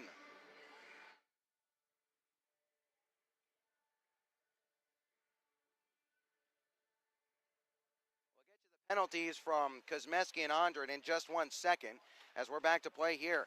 Here is Stanley holding on it, now taking it wide. Drops it back to the middle of the blue line. This is Hansen at the point. Goes down the wall. Here is Vidmar. Pass up to Sanderson. He'll chase it to the right wing side. Sanderson plays it down, now gets it back. Sanderson holds on a big slap shot. Gave it along for Larson now. Larson wheeling to the middle of the slot to Vidmar. Larson wants it back as the puck landed on his stick, but he wasn't able to pull the trigger. Wildcats clear, but not all the way down as Hansen plays this one off the high glass behind the cage of Shaw. Townsend, can he clear? No, not all the way down, as on a second attempt, this is APAP digging it free, rather Bolio digging it free and sending it down the ice. 6 seconds remaining in the penalty to Azanaro. 10-15 remaining in the second. We'll be back to 5-on-5 play here, as out of the box right now is Azanaro on a good clean kill on the Gilmore's Collision Center penalty kill. This is chipped back along, though. First to it here is Uchin, as the Brahmas had number in the zone, but Uchin let it go. Lazarus skates onto this one. Lazarus down the ice to the middle. Here is Litviak back in front there, and it never got all the way through. Along to the wall. Here is Chernyuk. Almost beat, but he was able to hold the zone. Gave it to Lazarus. Lazarus on the far side, as he'll look to swing this one into the corner for Litviak. Here is Nikita Litviak getting worked over there by Steen. Getting involved once more as Lazarus, as Solovyev comes along as well. Penalty upcoming here. Who's it going to be against? As it is going to be against, looks like it's going to be against Lazarus or Litviak. Out of the box are Kosmeski and Andren. It was Kosmeski who took a cross-checking call and Andren who took an unsportsmanlike. So I think this is going to be Litviak and Steen both going for a couple of minutes. Yeah, that's exactly what it's going to be. So we'll skate 4-on-4 for the next 2 minutes. 9:39 remains in the second, as Steen and Litviak will both get 2 minutes to cool off. Check that. We are going to skate 5-on-5. Those are probably matching and canceling for roughing or some such infraction, as APAP will take the draw with Bolio and Staub out there. Face-off is off the leg of Bolio, and Karam's out for Egan to race onto. Egan, he got to the red line, says Barecha, the linesman, as Townsend will have to chase this one back. Off the near side wall, he was hoping for Staub. Staub has some trouble with it there. Azanaro has some trouble with it as well. Here's Walrap, toe drag in front, and Staub took it away from him before he could pull the trigger. Walrap holding again, jabbed away from Egan there. He was camped out in the slot. Good alert stick there from Austin Shaw. This is Caleb Thompson. Bolio back checking him there. Bolio lost his twig as this is chipped forward. Townsend was able to get to a bouncing puck first, as he'll play this up the ice for Staub. Staub punched it along here for APAP. APAP into the zone, in front for Staub, along for Bolio, rather Falconer, and it was swatted away. Now Cook holds on a one-timer. Cam Knight, shot off a stick, goes up and out of play. 8:53 remaining in the second period. We'll get a whistle. We'll get a media timeout here. The Wildcats are leading 3-2 on Austin Bolio's goal at 41 seconds of the second period. Wildcats are 1 for 2 on the Gilmore's Collision Center penalty kill, having just killed off an interference call to Austin Azanaro. So, by the way, those penalties to Litviak and Steen are both at 10:21 of the second. High sticking for Litviak and a cross-checking for Steen. Wildcats trying to do pretty much anything they can to keep from being shorthanded once more. They got a little bit lucky there as Kosmeski was whistled for a cross-check, but Andren got whistled for an embellishment. That's what that unsportsmanlike conduct is meant to represent. That kept things even, or at least it kept the Wildcats from going down 5-on-3.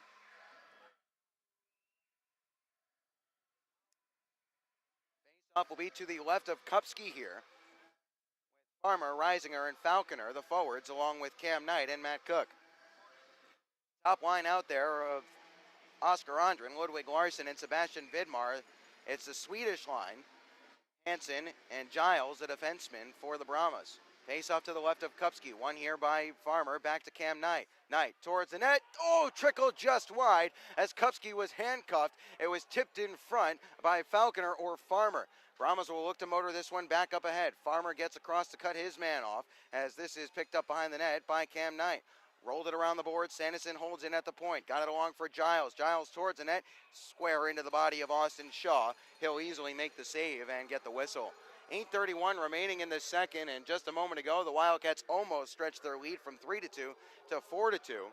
Knight sent one softly towards the net. It caromed off a body in front and trickled just wide of the left-hand post of Kupski. Kupski had started moving left to right and reached back just a little bit, but I think that one was goal bound had it not gone just wide.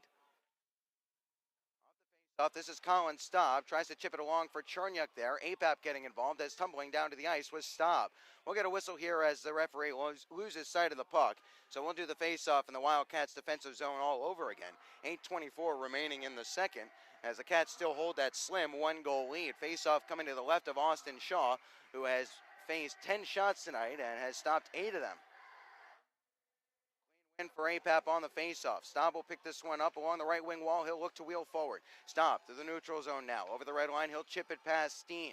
This is Sanderson now. Bolio swats at this one. Davidson has it there. Put it right into the glove of APAP. APAP banks it off the back of the cage. Nobody there in a white sweater to collect it as this is picked up by Sanderson. He'll bank this into the neutral zone. This is Chernyuk softly along for Staub. Staub puts this on his forehand and chips this one high into the zone. Banked away from an on-rushing Bolio there. Chernyuk has some trouble with it here. He can't glove it down. Will this go for icing? Yes, it will. Bit of a break for the Cats as Kosmeski was the closest to it. 7:49 remaining in the second as Chernyuk went to glove that one down in the neutral zone. Escaped his reach, but the Wildcats still get the icing.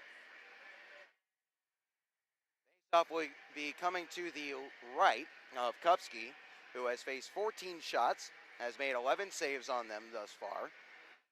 The Wildcats are off this weekend, so with Lone Star playing a couple of games and thus adding a couple of games in hand to the Wildcats tally. Nice keep by Azanaro there towards the net by Baum. Baum goes behind the cage with it there. Here's Subri. Subri wheels up to the top of the zone. Townsend now Azanaro backdoor. Here's Subri in front, and Oakley had his stick tied up. The right-handed shot couldn't get his stick free on the backhand. Subri ties up with Sanderson there. Davidson first to it behind the net. Oakley, nice down Davidson's little chip there. This is Baum. Now it's Subri's shot saved by Kupski. As Subri almost sets up one, then almost scores one on the same shift. 7:21 remaining in the second. Kupski with a sharp save on Subri there to keep this one at 3-2. That thought, the Wildcats idle this weekend, so 2 points this up for grabs tonight are that much more valuable as the Brahmas are going to have an opportunity to get some free ground on the Wildcats this weekend. Take the draw to the left of Kupski here, out there with Litviak and Lazarus. Yeager ties up, can't dig it towards the corner. On his second attempt, he'll do exactly that. Rim behind the net. Lazarus will chase there. He'll win this battle. Lazarus to the middle of the blue line. It's Cam Knight. He'll have to pursue off to the right wing wall. Went below the goal line with it as Litviak will staple this one into the back wall as Soloviev ties him up. Yeager and Lazarus get involved back there. Squirts loose. Here is Yeager. Looks to spin this one along. Yeager awkwardly goes down to the ice. Fights on here as he fights through the work of Wickline in the last 7 minutes of this second period. Off to the other side it goes. That's Uchin. Lazarus gets involved on the wall there. Uchin is able to step this one free, and it's work forward for Vanderbeck. Vanderbeck will fling this one in deep. No icing here. Uchin will win the race ahead of Matt Cook.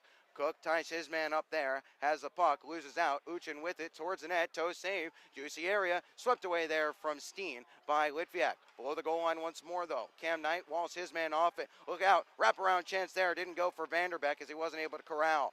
Up the ice here is Litviak. Over the red line, over the blue line now. He'll take this one wide and play it into the corner as the Wildcats are in the midst of a change. 6:15 remaining in the second period. This is Pat Egan. Chipped away from him by Konstantin Chernyuk as Reisinger has some trouble with this one. Swept it along there for Chernyuk once more. Back through the middle of the ice, hoping for Farmer. It was away from Nick. He'll chase it down the ice as Thompson will pick this one up short of icing. Thompson bumps this one away from the forechecking Farmer. It's picked up here by Giles for the Brahmas. Cleared out into the neutral zone. Farmer has some trouble with it here. Fed back into the neutral zone. This is Reisinger gaining the offensive side for the Wildcats at the right wing wall. Reisinger in front there. Puck is loose, and it was away from everybody as now the Brahmas will look to motor forward. Here is Uchin looking to split the D. Kosmeski the first to it here for the Wildcats, but he turned it over, gave it right to Carroll. Farmer will be the first to the loose puck. Chipped it away there for Falconer. Falconer on the far side will float this one back from near to far side, or far to near side, I should say, as the Wildcats try to get back to the bench to make a change. This one caroms off a few bodies just in front of the bench area and goes out of play, as that will draw a whistle. 5:22 remaining in the second period. Wildcats leading 3-2. Face-off coming right at center ice here after the puck wound up out of the Wildcats, or out of the out of play from the neutral zone in the bench area. Face off, another clean win by APAP. Love to see his numbers in the dot tonight, as this is Cook playing across ice. His pass intercepted by Larson. Larson fed towards the middle. Good recovery there by Cook, as waiting for it was Walrab, and it never came. On the near side, this is Staub digging it free for APAP. 2-on-2. Now 2 against 3 as APAP gains his own. Worked over his APAP. Spun it to the middle of the blue line. Nobody home here as Walrab chips it off for Vidmar. Vidmar looks to walk down the middle. Now it's Vidmar. Hooked back. His pass intercepted here. He was hoping for a trailing Larson. That was intercepted. Now it's Staub with a clean break from the circle on in. Staub! And he sent it wide off the outside of the cage. He went forehand, faked the backhand as he slammed on the brakes, and Kupski got just enough. Now coming back the other way, Vidmar. Now Walrab, his shot, it didn't go as the toe drag took it away from him. Now it's Davison sending it back in deep. First to it on the far side, it's as an arrow for the Wildcats. Back behind for Matt Cook, who worked it along quickly for Oakley. Oakley checked down from behind. No call coming here as Oakley plays it back behind for as an arrow to take. 4:15 remaining in the second. Almost a giveaway here. Now it is a giveaway. Wildcats need to be quicker to the puck in their own zone as Cook hammers this one up the ice. Oakley left it behind here, and now just in front of the red line. He'll try to swing this one in deep. Gadarian gets in the way. Stepping forward, it's Davidson. Davidson drops it here for Stanley. Back for Davidson. Shot saved there on a quick little effort. A good left pad save there from Austin Shaw. Stanley trying to walk out in front. Here's Stanley stashing it just wide of the cage as he couldn't tuck it home. Here's Gadarian towards the net once more. Punch down in front. Puck loose there. Davidson couldn't get it on net as he was tumbling down to the ice. Now it's Jeff Baum. Oakley turned it over. Davidson shot wide of the cage. Stanley with it here for Lone Star. They're buzzing a little bit on the Brahmas. Now it's Soloviev. One-timer, and it didn't get all the way through. Davidson once more. Plays it towards the corner. Off the body of Stanley. That allows Azanaro to step onto this one. He'll play it up the ice. Wildcats play it down. No icing. That's a big break for him as it came up just short. Kupski sticks this one along in the last 3:15 of this third period. Down the ice it goes. Uchin got to stick to it, so there's no icing here. It's Kuzmeski tied up here in the near side corner. Kuzmeski trying to step in front of his man. He worked it free, but keeping it there was Vanderbeck. Vanderbeck couldn't walk all the way through. This is Litviak. For the Wildcats to the red line is Litviak. Litviak gains his own. Now puts on the brakes at the near side. Plays it for Chernyuk. Here's Chernyuk towards the net. Toe save there by Kupski. Pass up ahead, this is Uchin. Sticked away from him, but it'll keep going here. Nice hip check there by Kuzmeski as Litviak is back in his own zone and moving it along for Chernyuk in the last 2:40 of the second. Chernyuk for Lazarus. Lazarus has some trouble with it there. Jabbed away from him by Vanderbeck. Chernyuk gets it back. Tries to go up the ice for Litviak. A little ambitious there for Nikita as in front of the Wildcats bench area. It's Walrab fishing it loose. And pass for Carroll was sticked away from him. Now Shaw has to lunge out and take that one away from Carroll once more as the Wildcats almost got caught in a change. Lazarus in his own zone, his headman pass. That was off the stick of Yeager. No icing here as they say Kupski could have come out and played it. Wildcats in on the forecheck. This is Falconer. Falconer on the far side where he'll get stapled into the wall by Giles in the last 2:05 of the second period. Worked its way free for Caleb Thompson. Thompson with Reisinger in on the forecheck. Shipped it back along there. Sent down the ice. No icing here from the Brahmas as Shaw comes out of his crease to leave it. He'll move it away from Egan as Townsend was the closest to it for the Wildcats. Now it's Reisinger. Up the ice into the stride of Azanaro. Pass up ahead for Farmer. Farmer into the zone. Puts on the brakes. Farmer upended. Delays in front. Falconer puck loose there. It's still loose and Farmer will take it. Back up to the point. Azanaro towards the net. Skittering around there and it's held by Kupski. Getting the last touch on that puck from the Azanaro shot was Quinn Carroll. Almost deflected it through the 5-hole of his own netminder, but Kupski made the save. 1:36 remaining in the second period. Wildcats leading 3-2, and they have weathered a couple of lengthy spells in their own zone that have come about from their own doing. They got to do a better job at clearing the puck. Breakout has been working fairly well thus far. Back to the point. Cook loading shot save there from Kupski. All right, with Cook putting that one on net. And if there's a guy that you want to let pick his spot, he's it. As now Staub and Cook are going to have a quick word, setting something up. Still 93 seconds remaining in the second period. Face-off coming to the right of Kupski. Another win for the Wildcats. This time it's Staub. Back to Cook. Now on to Cam Knight. In front there, hoping for Staub. It's deflected away for Bolio to settle. Tries to go up to the wall. He wasn't able to get enough on it to get it up to Cook. Now it's Vidmar walking along, swept away from him. Delayed offside as the Brahmas tag up and the Wildcats take possession in their own zone in the last minute and 15. Look out here. APAP touched it along for Matt Cook. Dangerous play averted as Cook feeds this one back along to the near side. Taking it off the bench boards there was Vidmar. Pass up the ice for Andra and is intercepted here by APAP. APAP back along for Staub in the last minute of play in the period. Staub, one-timer, fought up. Puck still loose, and Larson gets there ahead of Bolio. Swept behind the net. Staub tucks it out in front, and the net is off its moorings, and we'll get the whistle. 53.7 seconds remaining in the second. Wildcats leading 3-2. We're in the last minute of play in the period, brought to you by La Quinta Inns and Suites. And were it not for the net coming off its moorings, Bolio and APAP both would have had a great chance to extend the Wildcats' lead here. We see a chance a moment ago. That was a Subri centering it for Oakley. Faceoff coming to the left of Kupski, back to the point. This is Townsend, gets his feet right, has some trouble with it, now goes down the wall with it. Falconer tries to help out as well. Falconer and Townsend digging forward here just inside the Wildcats' offensive zone. They'll tag up on a delayed offside in the last 40 of the period. Having to chase this one back is Yeager. No icing here as Azanaro will be the first to it for the Wildcats. Bumps softly back along as he directed traffic and left it there for Townsend. Townsend off to Azanaro. Azanaro through the middle of the ice. Yeager left it behind. Tucked along here. Look out. Puck loose. Here's Gadarian shot. Rebound, and it's sent one to the cage by Davidson when they had the entire net to shoot at. Now Townsend in the last 15 of the period takes a little contact up high, skates through it. Wildcats lose out. Gloving it down here is Townsend. He can't kick it up to the point. Holding it in there was Farmer. Now it's in the neutral zone. In the last 5 seconds of the period, the Wildcats will see the last few seconds tick away, and they'll count their lucky stars that this one is a 3-2 lead, because as the horn sounds and as an arrow sends it the length of the ice, this one could have easily been 3-3 heading into the third period. Hogan Davidson with a great opportunity to tie things up after he's picked up a rebound, but he slammed it just wide of the cage, and that was enough to help the Wildcats hold on to their 3-2 lead entering the second intermission. We'll step aside, we'll break that period all down. Wildcats outshot Lone Star 13-4 in that middle frame, but just the one goal to their credit to show for it. We'll step aside and break it all down on the other side of the break as Wildcats hockey presented by Armored Roofing will continue just after this.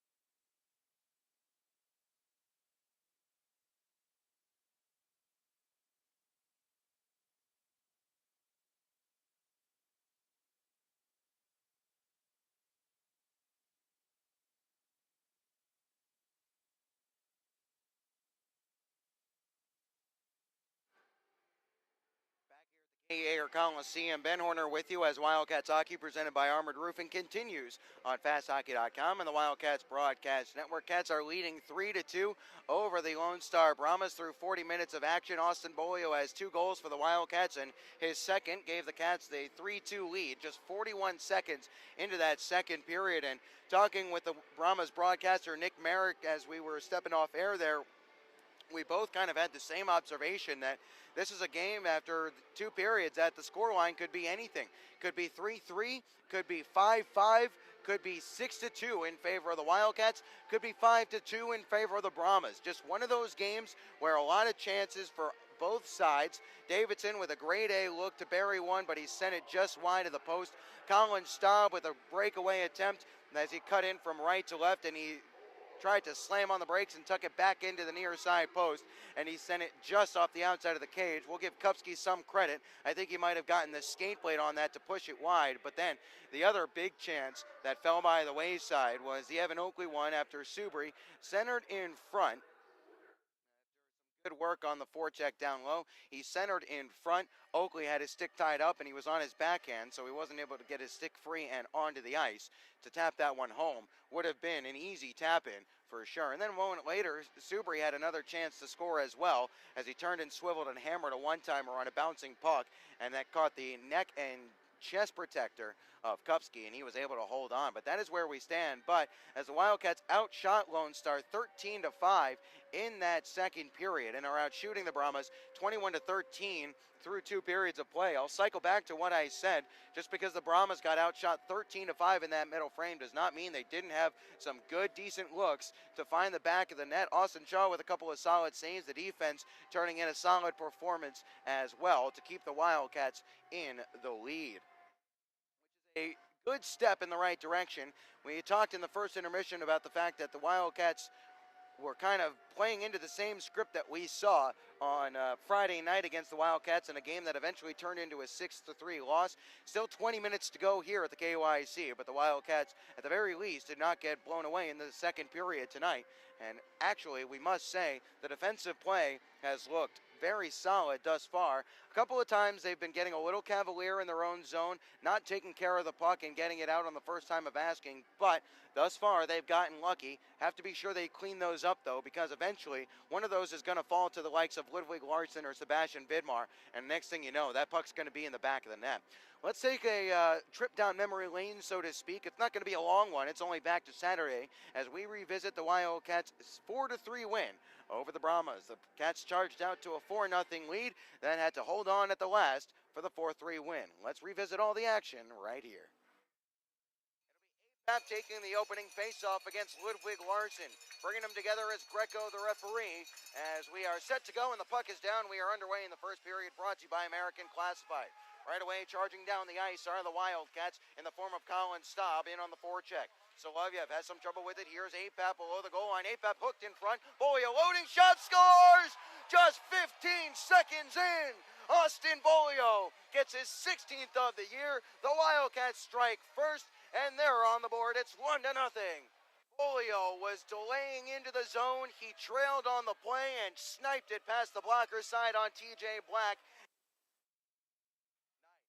Right wing wall hoping for Oakley. It was too far for him. Delayed offside is wiped out as the Brahmas tag up here. As getting away with a tripping call there was Austin Shaw. Headman pass for Colin Staub. Breakaway all alone. Staub shot. Save. Loose puck there, and it's taken away from the goal line. Down in the neutral zone as Apap walks it forward. Apap holding towards the middle. Bolio stashed it just wide of the cage. Below the goal line, you can see puck rolled in front. Staub loading shot. Blocked in front. Didn't get all the way through. It might have been punched away on the blocker. The puck was sitting on edge, and Staub wasn't able to get the shot off that he wanted.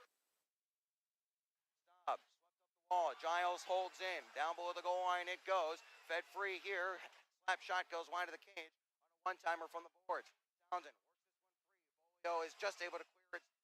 Now it's Colin Staub at a 2-on-1, 20 seconds remaining. Staub, backhander towards the front, and it skips just wide of the cage as he went backhand forehand. Here's Soloviev. He'll chip this one, trying to get past Colin Staub. Staub ramped it away from him, bumped it off the wall to leave it there. Now a headman pass, Falconer fresh from the bench. Here's Falconer, walks in front, toe drag. Falconer trying to pick the top corner on a flip play. The net is off its moorings. Drops it for Vidmar. His shot blocked there nicely by Reisinger on the back check, and he'll sweep it along the kick plate to Jake Townsend. Nice for Litviak. He'll skate 1-on-2 here. Litviak in the zone. Back holding shot. Oh, and it got the glass. He had Black beaten clean upstairs, and he sent it to the glass over the bar. Line. Battle as this one is picked up here by the Brahmas in the form of Ludwig Larson. He'll motor down the left wing wall and gain the zone. Ludwig Larson all the way through, and he missed the net as Shaw went into a butterfly, and it might have closed off the angle upstairs. 5 minutes played in the second. The Brahmas starting to warm to the task here. This is Giles towards the end line. It's picked up there by Andren. Left behind here as Apap has some trouble with it. There's an errant stick down there. That's Quinn Carroll's, as this is still held by Larson. Now it's Bolio in his own zone. He'll have his pocket pick. Larson towards the net. Vidmar all alone in front. Oh my word! Austin Shaw with the save of the year! Are you kidding me, Austin Shaw? 14:34 remaining in the second. Austin Shaw, we've seen some worldies from him, but my goodness, that is a remarkable save. Vidmar was all alone in front. One fake on the forehand, another on the backhand, and Shaw exploded from right to left and robbed him on the glove side. Up the glass. Staub has some trouble locating Townsend on an offside play. Vanderbeek tags up, allowing Staub to step onto this one and start things up the ice once more. Bolio softly forward. Staub skates onto it in stride towards the middle here. Staub loading. Shot, scores! Colin Staub, 5-hole, makes it 2-0. 8:51 left in the second period. Point number 40 on the year for Colin.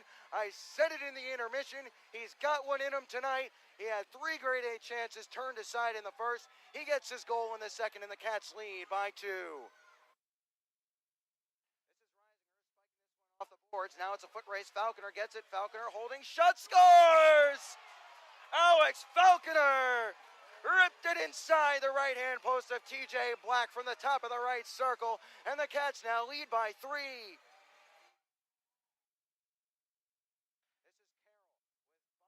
Up on him, it's whapped around the boards there. Walrab the first to it.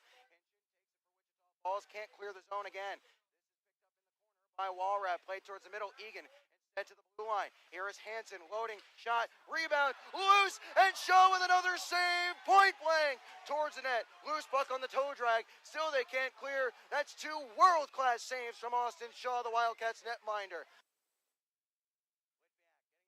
Trying to hold the zone. Reisinger on the far side half wall. Softly back to the point. Here's Townsend. Slap shot, scores! Townsend might have been tipped in front with 1:03 left in the second. The Cats are leading 4-0. Cats return the favor from last night. The Brahmas scored 3 in that one in the middle frame, and the Wildcats have put up a trio here. They lead by 4. Power play, looking to swoop it forward. Drop pass here by Larson. Vidmar skates onto it in stride. Gaining the zone is Vidmar. Off to the right wing side. Soloviev under some pressure. Farmer in front of him. Here is Larson into the middle of the slot. Larson shot, deflected, and it went wide. Shaw saw that one late. Hammered around the boards there. Squirts loose for Sanderson. Back door, they score. It's Walrab on the power play. Shutout bid over for Shaw. He'll get the goal. It's 4-1.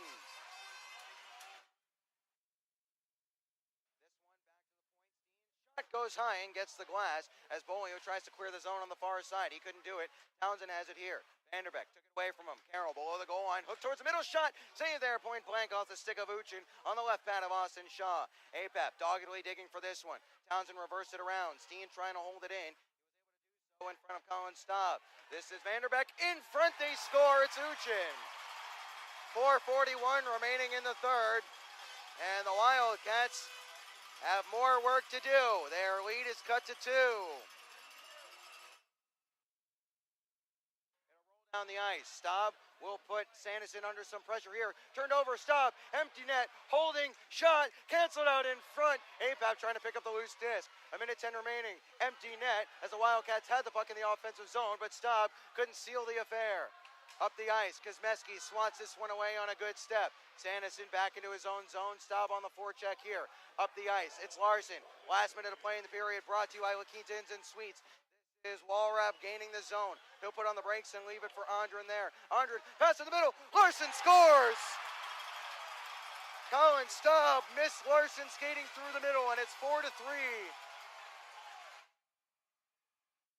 50.5 seconds remaining.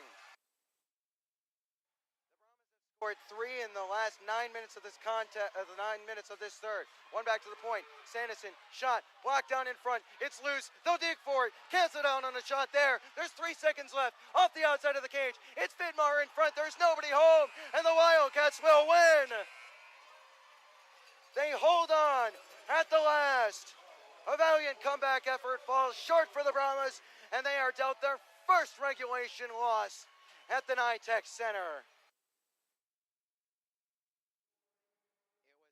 Thrilling, pulsating hockey game at the NYTEX Center on Saturday evening. One of the best I've been able to see in my short time in the North American Hockey League. And the Wildcats, thankfully, if you're a Cats fan, they came out with the 2 points thanks to a valiant hold at the end to cling on to the 4-3 lead. They'll be hoping that they don't need to resort to such a desperate and nervy finish to this game. They do have a couple more insurance goals, but don't count on that too much. This is a Brahmas squad that, and here's something that the Wildcats should look out for. This is a Brahmas squad that in the third period is outscoring opponents 63-29.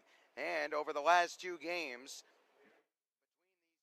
the Brahmas outscored the Wildcats 5-1 over those 2 games down to the NYTEX Center. So the Wildcats are still going to have a lot of work to do in the upcoming 20 minutes. Before we get into that, though, let's take a look at what's been going on around the alumni ranks for the Wildcats, as we have a midweek game which affords us an opportunity to check back with what happened last weekend. And we'll start up in the Upper Peninsula, where Sammy Salmonen put in a good solid weekend for the Northern Michigan University Wildcats.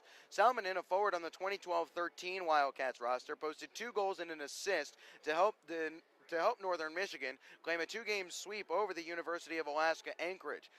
Now a sophomore, Salmonen has 9 points on 4 goals and 5 assists in 18 games played on the year. Elsewhere in the upper Midwest, Kyle Bauman continued his scorching pace. He picked up a goal and an assist for the Bemidji State Beavers in a 5-2 win on Friday. Bauman finished January with a 5-goal, 2 assists for 7-point line in 8 games played. Those 5 goals tying him for most by a freshman in the Western Collegiate Hockey Association during the month, as Bauman, who is quite the scorer, as Wildcats fans will attest to from his 2 years here, it looks like he is carrying on at the D1 level. Very happy to see Kyle Bauman, a kid who worked very hard to get the opportunity that he got. And rounding out our quick little alumni spotlight, Daniel Gensler, a name that some of the longer tenured Wildcats fans will remember. He was a forward on the 2009-2010 squad before heading up to the BCHL. Either way, Gensler picked up his first goal of the season in Colgate's 2-2 tie against Cornell last Saturday night. First point of the year and first goal of the year and 5th point overall for Mr. Gensler. That's our look at the alumni ranks, as we'll keep up with the alumni throughout the remainder of the season as we get into playoff time. And that'll do it for us here on the intermission. We'll step aside when we come back. We'll have the third period of action between your Wildcats and the Lone Star Brahmas. Cats holding a 3-2 lead entering the final 20. Can they hold on? Stick around and find out on the other side of the break on FastHockey.com and the Wildcats Broadcast Network.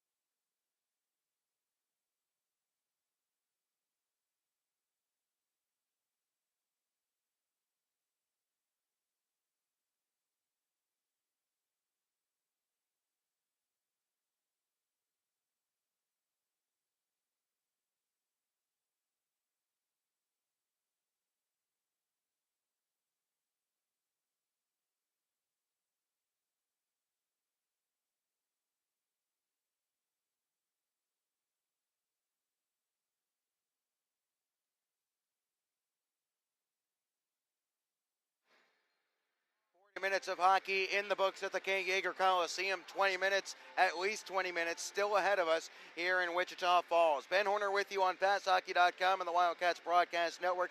Welcome back to Wildcats Hockey, presented by Armored Roofing. Cats holding a slim 3-2 lead over the Brahmas, thanks to Austin Bolio's 2 tallies and a goal from Johnny Lazarus.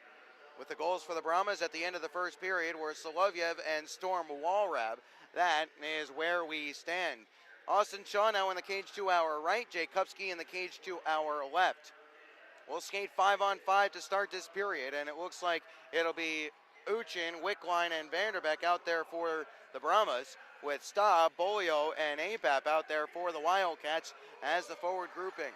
Hansen and Sanderson for the Brahmas on the blue line. As an arrow, and Townsend for the Wildcats at the point. Can the Wildcats hold on? Can they pick up an insurance tally, or will the Brahmas fight back? One of these teams is going to come away with a second win out of these 3 games after they split the first 2. As the puck is down, we are underway in the third period, brought to you by American Classified. Hold on to your hats, it's going to be a good one.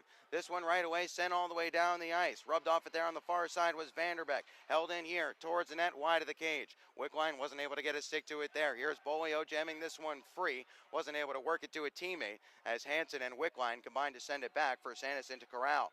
Here is Sanderson in his own zone, almost turned it over, fought it back, and is able to get this one up ahead. Uchin can't send it in deep. Townsend from as an arrow, and Townsend will get to the red line, chips this one towards the cage of Kupski, and he'll cover up. 36 seconds elapsed in this third period. Let's get you some situationals before we go too much farther. Wildcats are 23-1-0 when leading after 2 periods. Meanwhile, the Brahmas 1-10-0 when trailing after 2. Those 2 trends hold, or will something give in that regard, and will we see a trend bucked? Either way, here is Cam Knight towards the net. Blocked down in front, puck loose there, swatted away from danger as the loose puck is finally picked up by Larson. Chip forward, Cam Knight intercepted here as skating onto this one here is Reisinger. Couldn't touch it along to a teammate. He'll get this one back. Tries to spin it towards the net. That was off a leg in front as Steen will look to start forward for Lone Star. Pass was behind a couple of teammates as Cook gets this one up the ice. Wildcats can't fish this one free as Vidmar hassles there with Farmer. Falconer can't bump Vidmar off it as this is Cook softly behind the cage for Cam Knight to take. Back in his own zone here is Cam Knight. Vidmar camped out at the top of Shaw's crease on the forecheck as we played just over a minute in the third period here from the KYC. Cook too slow in his own zone, having some trouble as Cam Knight takes this one, gives it up the ice for Nick Farmer. Farmer will look to skate into the zone onside. Here's Farmer on his backhand, softly towards the net, swept away there by Kupski. First to it in the corner, it's Litviak. Litviak swept around behind the net, Reisinger off to the far side half wall, tries to hold the zone. He was able to do so, and a good poke there by Kuzmeski as Reisinger looked to keep play going. Kuzmeski kept play alive there, and he might have had his... It might have been turnstile had he not gotten those poke checks. This is the Brahmas getting the zone in the form of Walrap. Chip forward here, and Egan was just unable to reach that pass and alert Konstantin Chernya. Here's Walrap looking to center in front there as Thompson was skating down from the point. It's intercepted here, and Lazarus will work it cross ice. It was a little too far for Litviak to reach. Here's Caleb Thompson. Up the ice he goes. It's on the stick of Carroll. Played into the body of Townsend as he retreats back into his own zone and gave it along to Shane Kuzmeski. Here's Kuzmeski back along for Townsend as the Wildcats are playing out from the back somewhat slowly to start. Here is Townsend. Into the offensive zone he'll go. Townsend towards the net, wide of the cage, off a body in front. This is Lazarus protecting in the corner. Tied up here, trying to fish it loose and get it up to the point. As an arrow towards the net, and that one was ramped away there by Kupski with Yeager providing a screen in front. Digging it loose on the far side. Lazarus wasn't able to get it to a teammate as this one skitters all the way down the ice towards the cage of Shaw. Along for Jake Townsend through the middle, hoping for Oakley. It's on the cage of Kupski, and that'll draw a whistle as Townsend was able to avoid the icing.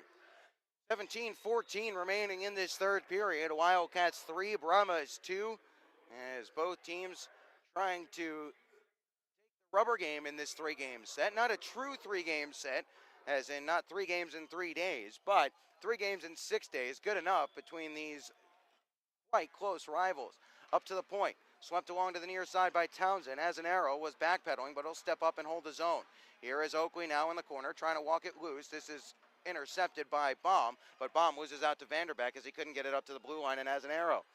Fed in deep here. First to it will be Chad Gadarian. Gadarian wins that battle. Fed towards the middle. Swept away from danger. And down the ice it goes. It'll be an icing here against the Wildcats. But that'll be a small price to pay. 16:48 remaining in the third.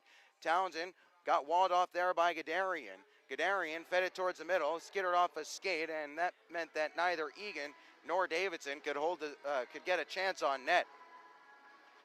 Top line out there for the Brahmas now. One back. Vidmar can't get this one. It's held and sent into the corner by a point man.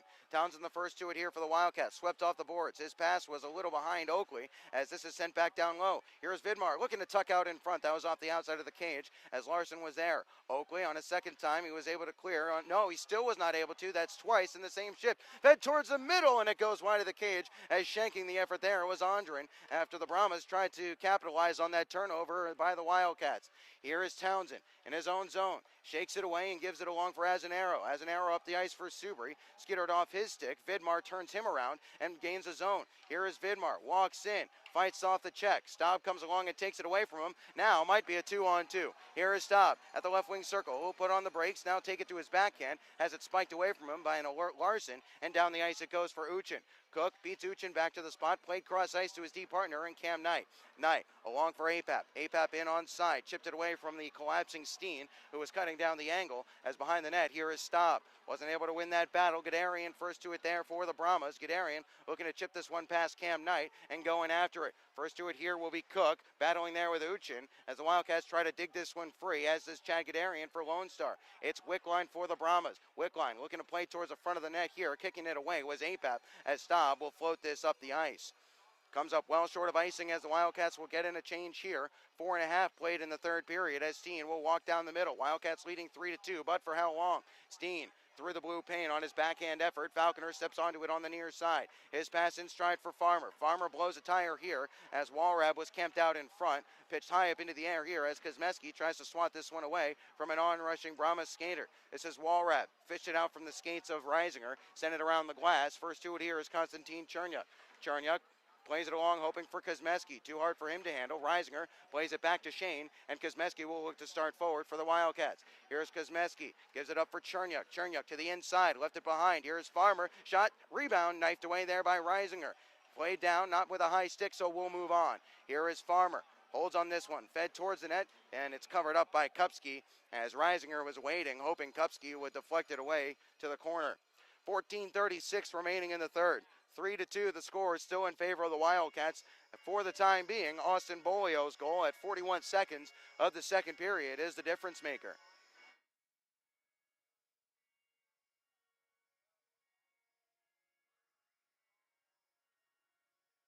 Face-off coming to Kupski's right. Jaeger can't win that draw. Litviak will try to dig it free as Jaeger seals off the wall and holds his own. Nice play there by Litviak and Jaeger. Litviak stabled into the wall in the corner boards here as he'll sweep it around. To the far side it runs. Cam Knight trying to meet it at the point. He wasn't able to do so, so he'll just walk it back into the neutral zone and give it along for Matt Cook. Cook, his pass. Couple of Wildcats collide in the neutral zone. That was Litviak and Jaeger. Knight will step onto this loose puck. Has some trouble with it there, but got it to Lazarus anyway. Up for Litviak now. Litviak looks to bank this forward for Jaeger. Jaeger gets into the offensive zone. Sealed out there by Gadarian. Those two cancel each other out. We play on as they get back to their feet.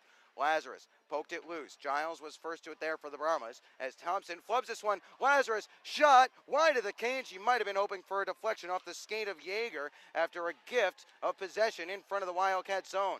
Held in here by Knight. He'll still hold towards the net wide of the cage. First to it here is Jaeger. Rather Lazarus. Here's Litviak loading in the slot. Penalty upcoming here against the Brahmas. Touching up is Giles and will get the whistle. It's going to be a checking from behind call as Litviak drew the whistle as he was dumped down from behind, getting ready to pull the trigger. 13:36 remaining in the third, and the Wildcats will head to the power play for the first time tonight. Chad Gadarian is the one whistled for the infraction. It'll be a checking from behind on the newest Brahma, acquired from the Odessa Jackalopes at the beginning of the week. Odessa looks to get younger, shipping out a lot of their 94s, including Mansfield, Alger, and a couple of others, and Lane Valamont. This one sent down the ice. Shaw will steer this one wide of the cage for Cam Knight to step onto. Wildcats power play, well, the exact opposite of the penalty kill. It's the best in the league. 26.6% on the man advantage are the Wildcats, but against the Brahmas this year, just 1 for 15. Here is APAP below the goal line here. APAP trying to dig it loose. Still with it there is Staub. Up the wall for Townsend. Townsend chases it back to the blue line and gave it along for Knight. Knight settles nicely and gave to Bolio. Bolio holds towards the corner. Ramped up off a stick. Staub couldn't reach that there. Here's Staub fed towards the middle. Here's Townsend holding, loading, shot. Puck is still loose and Kupski makes the save as someone got a stick to it. That took enough of the venom off the shot. 12:53 remaining in the third. A minute 17 remaining in the Wildcats power play. They're starting to string some passes together, but they have not gotten a shot on goal quite yet. Brahmas penalty kill on the year, third in the league, 87.6%, which helps explain why the Wildcats are 1 for 15 power play against them this year.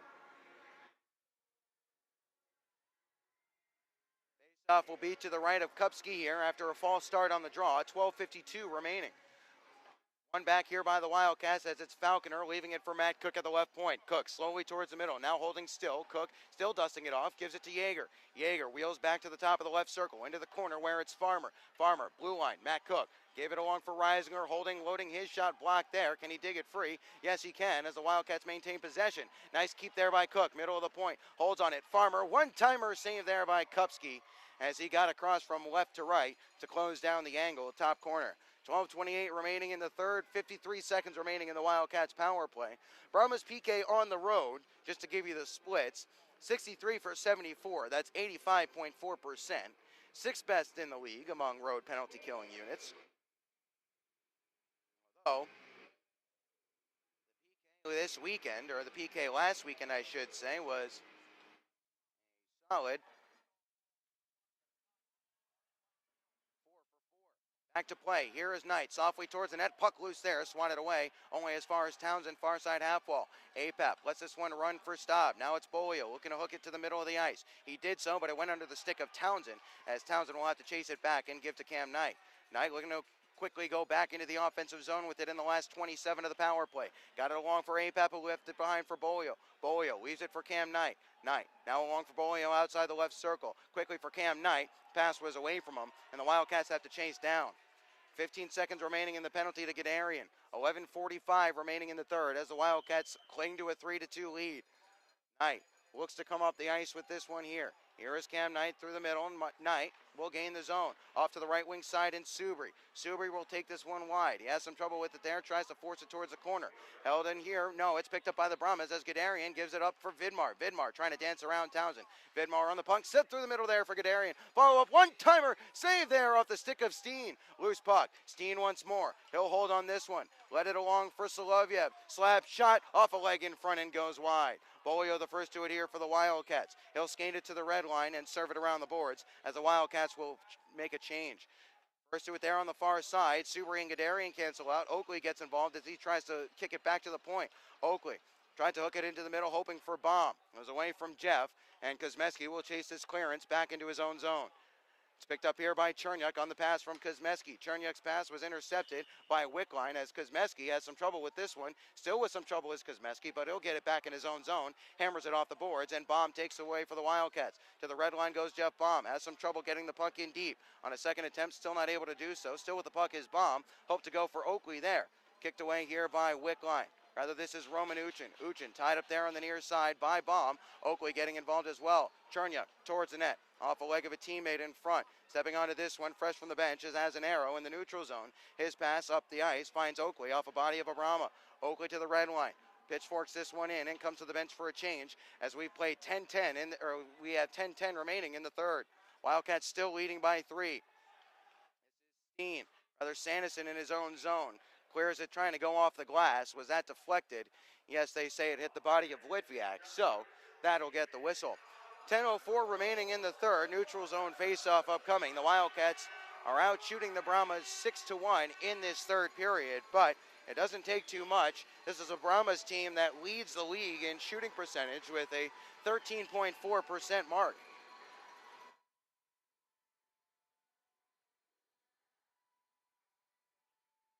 Face-off. Wildcats are able to work it into the offensive zone. Nothing doing there as the Brahmas will look to come up the ice once more.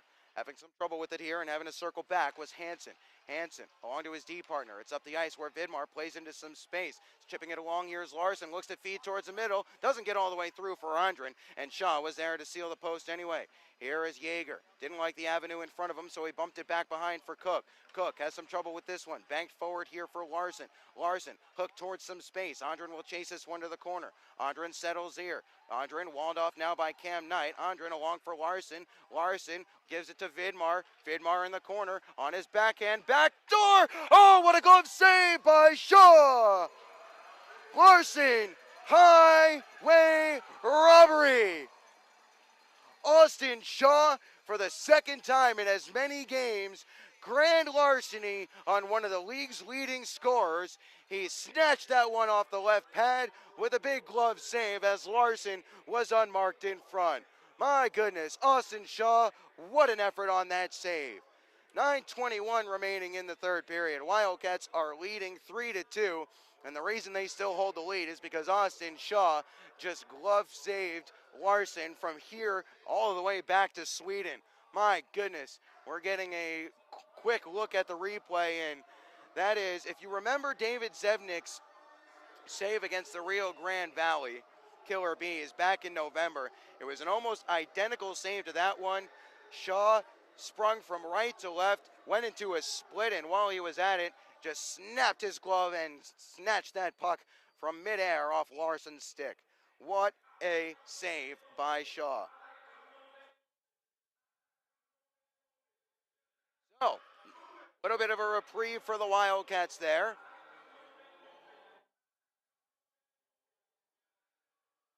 The faceoff will be to the left of Austin Shaw. Any doubts about one of those first two goals against Shaw?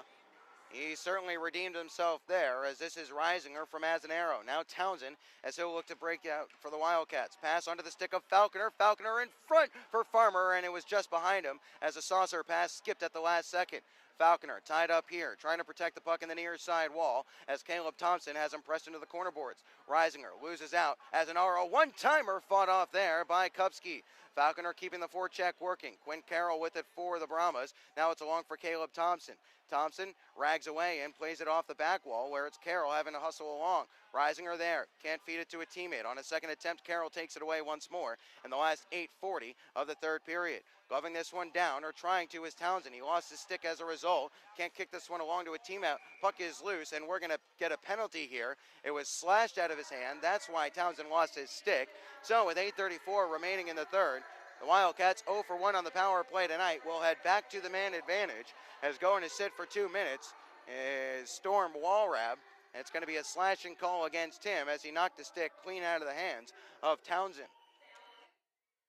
Wildcats power play on the year, 41 for 155 now after that first chance fell by the wayside. Not for lack of trying. Townsend had a couple of decent looks. No scoring forthcoming. We'll see if this time will yield a different result. APAP Staub, Bolio, Townsend, and it looks like Eric Yeager on the blue line. This is rather Cam Knight. Townsend gives it along for Cam Knight. Knight holds on a slapper, gave to Bolio. Bolio top of the left circle. Knight middle of the blue line, back door, hoping for Staub, didn't reach him. Hacked along where Bolio accepts once more. Middle of the point again, here is Cam Knight. Along for Bolio, top of the left circle. Holding shot fought off on the blocker by Kupski. Staub first to it here. Has some trouble with it. He'll roll it up the wall as Bolio moves it for Cam Knight. Slap shot off a leg in front. Knight trying to hook it along. He was hoping for Bolio. It was away from him off the leg of Hogan Davidson. But Bolio will re-corral from the stick of Cam Knight. Townsend wraps this one around the boards. Kupski the first to it here. Steen, was he able to clear the zone? No, he was not. Held in here nicely by Knight and Townsend. Back along for Cam Knight at the left point. Now to the middle, here's Knight. Top of the circle, Bolio. Down low to the corner for Staub. Staub had it skip over his blade. Fed out towards the middle there. And almost an inch perfect pass onto the stick of Bolio. But it's cleared down the ice by the Brahmas. A minute remaining in the penalty to Walrab. 7:27 remaining in the third. Here is Farmer looking to start this one up the ice. He'll gain the zone at the right wing wall. Drop pass here for Reisinger. Reisinger takes it to the half wall now. Pass into the middle of the blue line. Here is Cook. Cook near side. Farmer flubbed his one-timer. Had some room there. Wasn't able to get all of it. Trying to clear the zone on the near side is Hayden Hansen. Trying to hold the zone on the near side was Falconer. Hansen first to it there for the Brahmas. It's rolled along for Cody Wickline, and it's sent down the ice by Wickline. Cook back in his own zone here. Gave it along for Yeager. Yeager looks to curl up the ice and gives to Reisinger with a step. Here's Reisinger, toe drag, loading, left the puck behind. Couldn't get the puck along to a teammate here, as on a second attempt, this is cleared down the ice by the Brahmas. 10 seconds remaining in the Wildcats power play. You think that maybe Max should have just ripped that one instead of putting on the brakes and trying the toe drag. One move too many has been something that has been a hallmark of Reisinger's Wildcats career. Here is Cook gaining the zone, plays cross ice. Here's Reisinger in space, tucks it back hoping for Oakley. Oakley will hold the zone. Swept it along. He wanted Cook. He was not there, as we're back to 5-on-5 play. Headman pass, Guderian. It's intercepted. Wildcats having a force through the neutral zone. It's as an arrow, playing it up the ice where Oakley steps over the red line and floats it in deep. We tick down towards 6 minutes remaining in this third. Wildcats still leading 3-2, but here come the Brahmas in the form of Vanderbeek. Chipped off the glass. Uchin will beat Azanaro back to that puck. Now those two will tie up. Azanaro covers up the puck below the goal line. It's swept along, and Oakley chops at this one, can't clear. Townsend, loose puck. Walled it, not out. Holding, back door. Here's Uchin. Shot off the shoulder there of Austin Shaw. Vanderbeek on it for the Brahmas. Vanderbeek in front, left the puck behind, and Baum got in the way of the follow-up attempt. Here is Subri. Was he able to clear the zone? No, not quite yet. Uchin, Vanderbeek, shot, scores! 5:35 remaining in the third. Vanderbeek scores from the slot. The Wildcats couldn't clear the zone, and it's 3-3 as the defensive zone issues of that line of Subri, Oakley, and Baum continue to hurt the Cats. Time after time after time, they had a chance to clear the zone on that shift, and they were not able to do so, as we're back to where we started, 3-3 the score.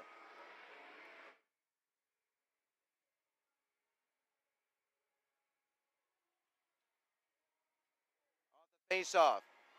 It was lost in the skates of Vidmar. He'll fish it free. Here's Vidmar. Good stick there by Cam Knight to force him from turning the corner to get a shot away. Vidmar fed towards the middle. Shot is blocked there. Loose puck. Apap trying to jab it free. Vidmar, now the Brahmas with a sense of urgency. Vidmar wrap around in front there, and it went away, and now the net's off its moorings. As we'll get the whistle, 5:15 remaining in the third, and that's a goal that's a little bit disappointing. Vanderbeek from above the circles. I'm not sure if Shaw was screened on that one.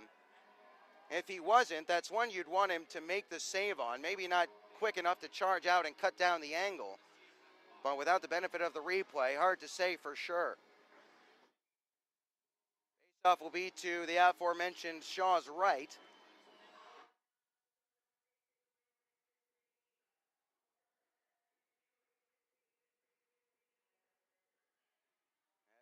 As the faceoff is won here by the Brahmas. Farmer behind the net of Shaw. He'll kick it along there, hoping for Chernyuk. Chernyuk wasn't able to beat Walrab to it. Walled off there was Carroll. Carroll kicked it away from Farmer and works on with it. Here's Carroll. Tries to go up to the blue line. Poked away from him as Farmer was able to clear the zone. Now it's Solovyev. He'll wrap this one around the glass. First to it on the far side. Egan sends it right back whence it came. To the near side it goes. Reisinger rolls this one up the boards. Can't clear the zone, however. Loose puck. Stepped onto here by the Wildcats, as this is Falconer on a second attempt, giving it back to Chernyuk. Chernyuk left it along for Falconer, left behind here, but Chernyuk was able to force it free. Now it's Lazarus looking to step forward. Lazarus, backhander, and he was forced wide on a good defensive play as he tried to switch it back to his forehand. Here is Carroll. Going down to the ice on the far side was Yeager as the Wildcats try to kick it free with 4:20 remaining in the contest. Down here by Azanaro. Was he able to hold his own? No. In the neutral zone, it's picked up by Egan. Hooked away from him.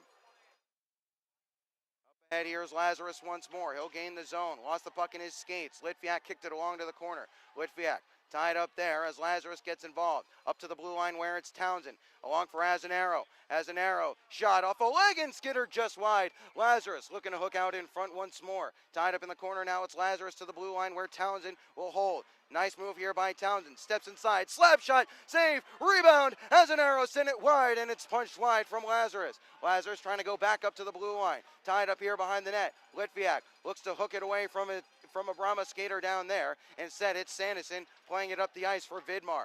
Vidmar in the last 3:30. He'll charge forward. Vidmar fans on a shot. Gets the loose puck right back. He'll corral, spins inside at the blue line. Pass for Thompson. Thompson sent through the middle, nobody home on the far side. Here is Vidmar once more, still on the puck as the Wildcats were caught in the middle of a change. Larson knifed away from him there by Townsend, and Townsend will float this down the ice as that will let the Cats get up their change. 3 minutes remaining in the third. 3-3 the score. Will we have a winner or will it head to overtime? Headman pass. Knight spiked it back down low. Wildcats tag up on a delayed offside. That allows the Brahmas to re-corral and start their breakout in the form of Giles. Giles' pass intercepted here by Bolio in front of the Wildcats bench area as Apap settles, gives to Cook. Cook has some trouble with it here. Now the Brahmas come into the zone. Puck is steered wide of the cage off the stick of Uchin as Staub plays this one back around behind. Cook in the last 2:35 up the ice, hoping for Staub, too far for Collin, and this will be icing against the Wildcats. Now, with 2:32 remaining in the third, they'll have a defensive zone draw to deal with.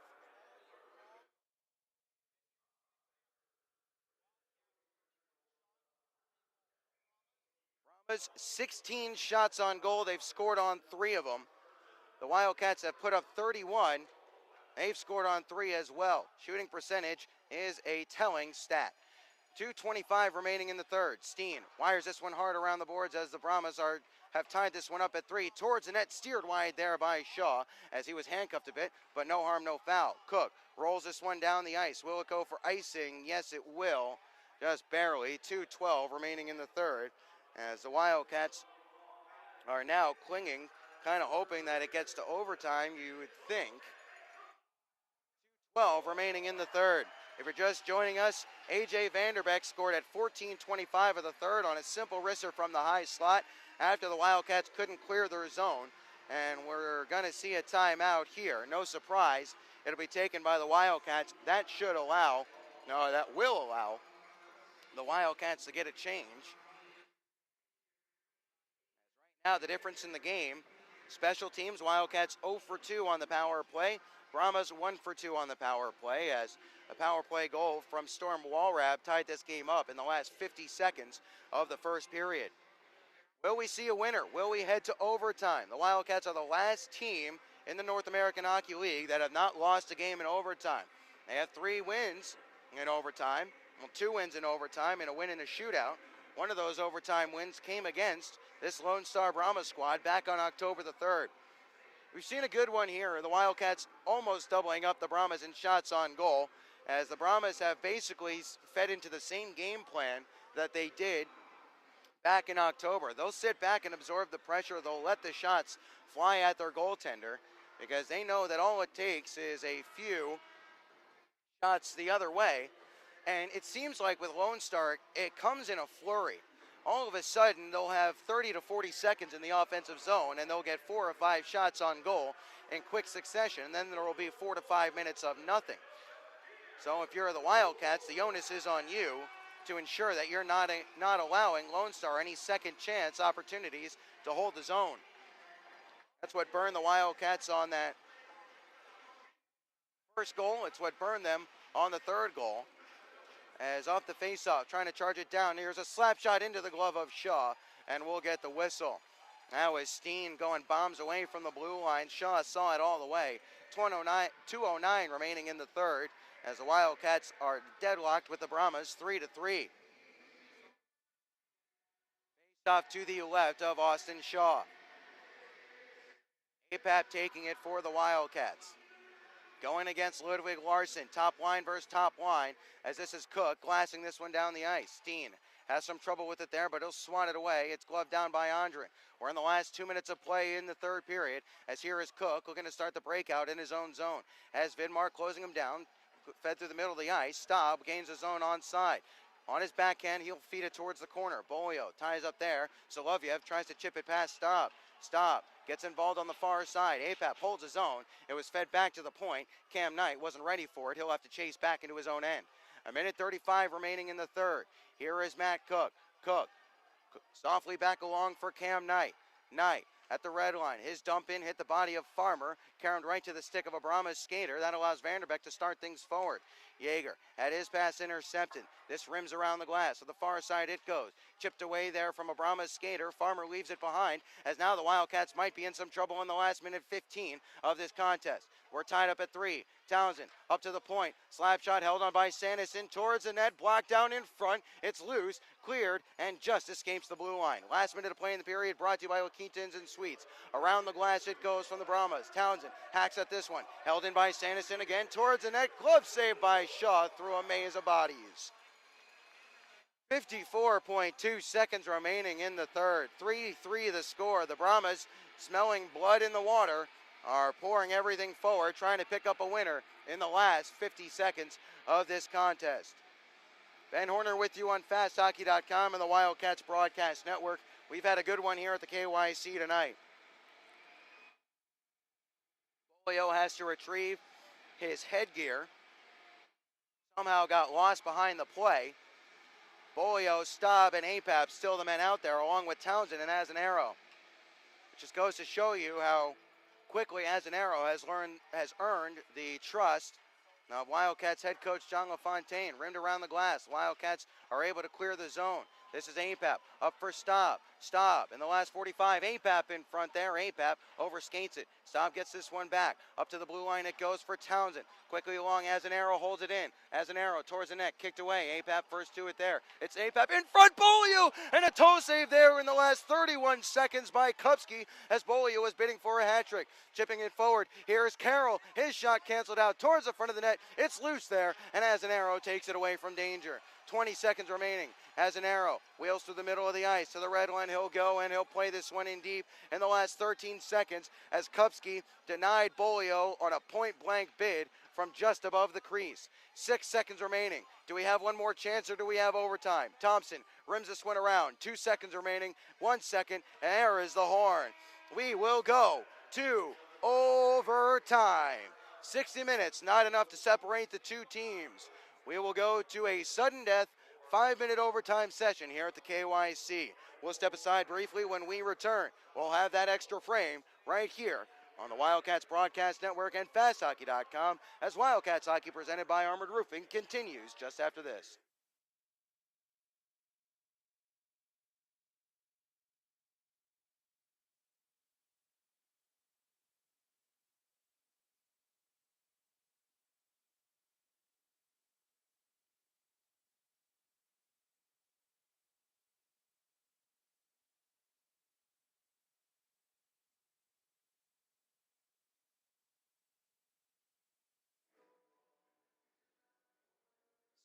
Minutes of hockey was not enough to separate the Brahmas and the Wildcats.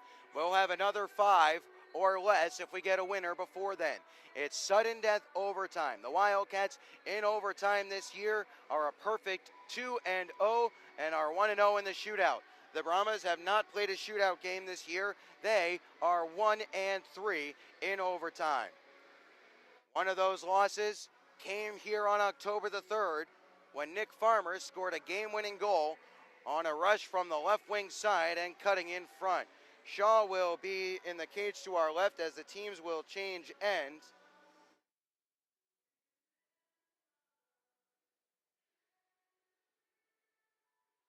Kupski will be in the cage to our right.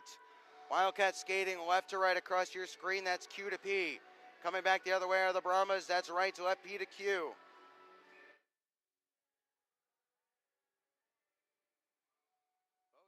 Getting a final pep talk here from the coaching staff. The Wildcats led 2-0, then led 3-2. The Brahmas fought back to tie it 2-2 at the end of the first, and then with 5:35 remaining, Vanderbeck scored on a wrist shot from the high slot. Realistically, one the Wildcats want back all the way around. But be that as it may, it found Twine, and that finds us heading into overtime. Wildcats won an overtime contest against the Fairbanks Ice Dogs on September the 17th for their first win of the year. Alex Falconer found the back of the net there. Farmer, the other overtime win this season, found the back of the net, 3-2 win over the Brahmas. Puck is down. We're underway in the overtime as we're skating 4-on-4. 5 minutes to try and find a winner. Here is Solovyev. Solovyev will drop this one back and look to bring it forward as it's Steen. Steen is shot off the stick of Cook. Goes up and out of play. Just 15 seconds gone remaining in the overtime session. Shots on goal in that third period. 10-5 in favor of the Wildcats. They outshot Lone Star 23-10 over the last two periods, but in typical Brahma fashion, they went quality over quantity and scored when it mattered most. Here is Yeager looking to dance his way forward. He'll play it along for Farmer. Farmer gets past Steen. To the corner he goes. Farmer ridden off it there along the wall. Legal play, says the referee Parker, as flying this one up the ice are the Brahmas. This is Vidmar. Cook hacked it away from him, but skating onto it, here's Larson. Larson peels it back. Here's Solovyev, top of the circle. Shot saved there by Austin Shaw. 4:18 remaining in overtime. 3-3 the score. Ben Horner with you on FastHockey.com and the Wildcats Broadcast Network. 2 goals apiece in the first period. A goal early in the second for the Wildcats and a goal late in the third for the Brahmas. That is where we stand, 3-3 off the faceoff. Brahmas are able to get it back to the point as it's Sanderson. Tries to go towards the net, wide of the cage. Guderian working over there. Here's Guderian looking to fish it towards the middle. Backed off the board. Sanderson towards the net. Deflection attempt there from Andren goes wide.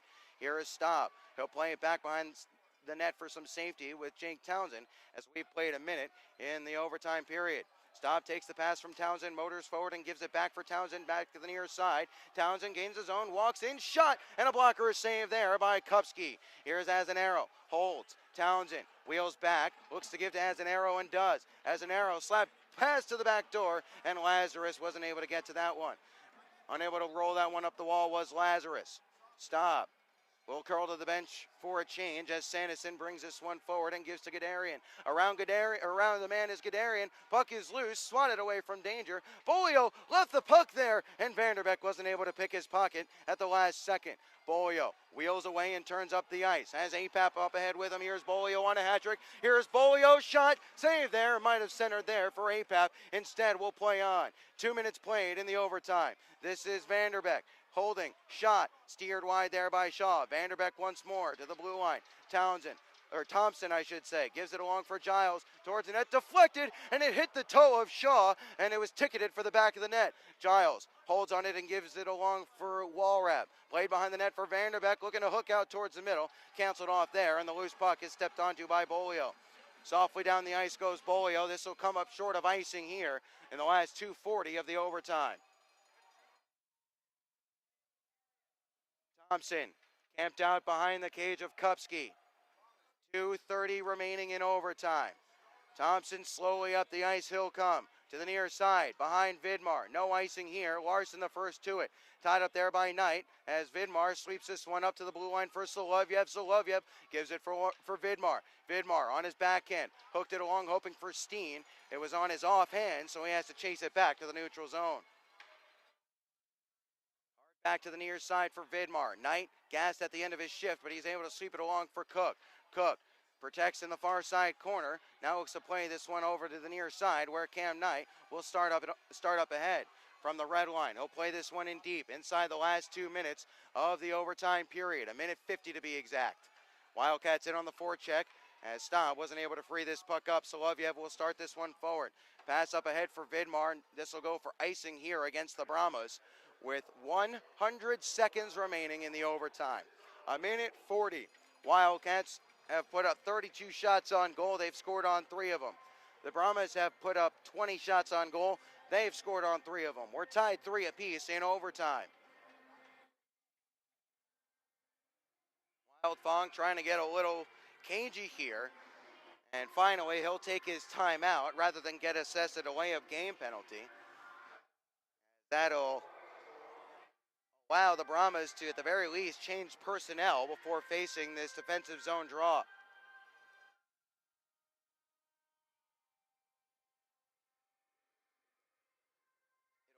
left of Kupski when we get going.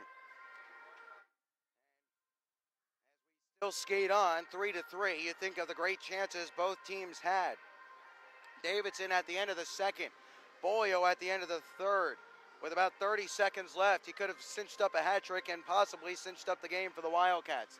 Then, just a moment ago, a deflection in front took the puck right onto the stick of Austin, onto the pad of Austin Shaw.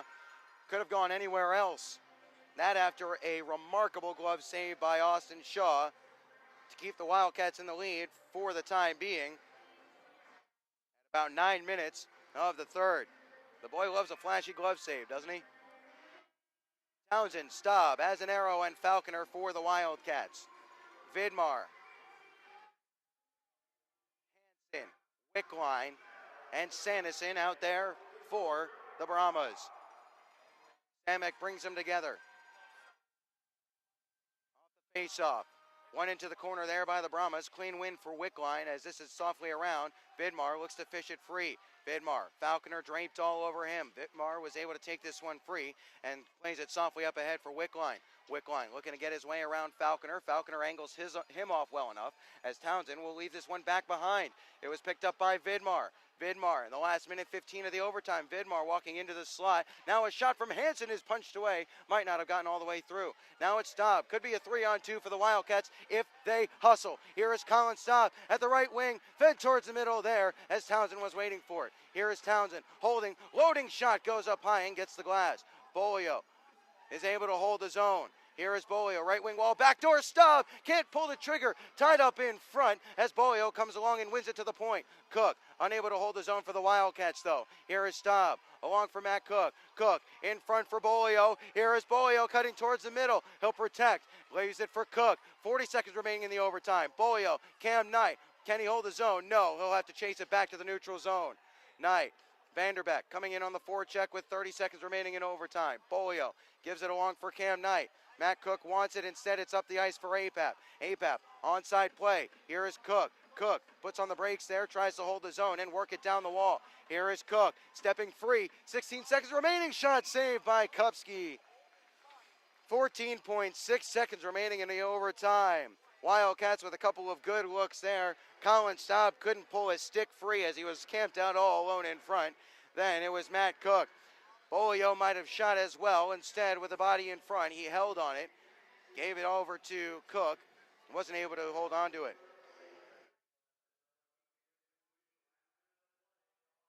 Off to the right of Kupski. Farmer to take the draw with 14.6 seconds remaining in the overtime. Face-off, picked up here by the Brahmas. Do they have one last rush in them? It's behind the net for Giles. 7 seconds remaining. Are we headed to a shootout? Giles certainly seems content to let that be the case as the horn is going to sound and we're going to go to a shootout. 65 minutes gone. Still not enough, so we'll go to a shootout.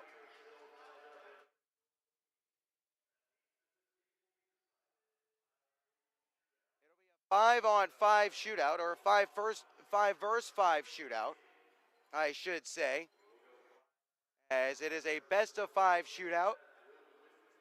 Shooting first as the away team will be the Brahmas. The Wildcats 1-0 in shootouts this year. The Brahmas, well, this is their first one of the campaign. Shaw has made 3 saves on 5 shootout attempts faced. The Wildcats have scored 3 on their 5 shootout attempts as they won their only shootout of the season in Odessa. Who will get the call? You'd expect to see a Bolio, Farmer, probably a Staub, maybe Alex Falconer, maybe Jake Townsend. Either way, it'll be a battle of the ones. Kupski and Shaw. Shaw to the left, Kupski to the right.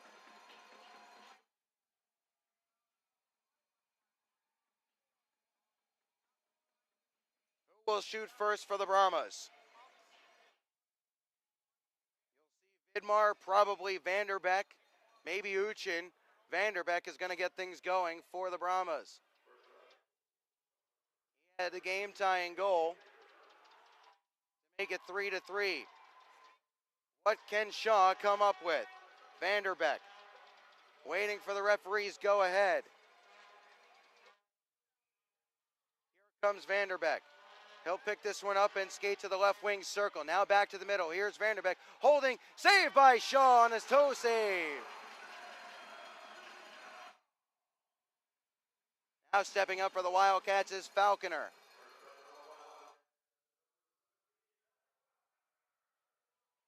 9 goals on the year. Scored last Saturday. Falconer skates onto this one. He'll take this down the middle. Here is Falconer on Kupski. Saved by Kupski. So, 1 round in the books. Still 0-0. Stepping up next will be Solovyev. He's got an assist to his credit already tonight. And a goal for that matter. Solovyev will walk this one straight down the middle on Shaw. Solovyev and a toe save by Shaw once more. Next up will be Farmer for the Wildcats. Second shooter for Wichita Falls. Can he find the net and give the Wildcats a lead? Farmer on the year, 1 for 1 on shootouts. He'll skate down the middle, head full of steam. Here's Farmer, holding, scores! Forehand, faked on the backhand, and then put it top shelf. And the Wildcats take the early edge. Through 2 rounds, they hold a 1-0 lead. So now it'll be Walrab. He's got a goal to his credit tonight as well. He'll skate down the middle. Here's Walrab on Shaw, holding, and he sent it wide of the cage. Scoring over the board next for the Wildcats, it's going to be Townsend. Townsend, 1 for 1 on the year in the shootout.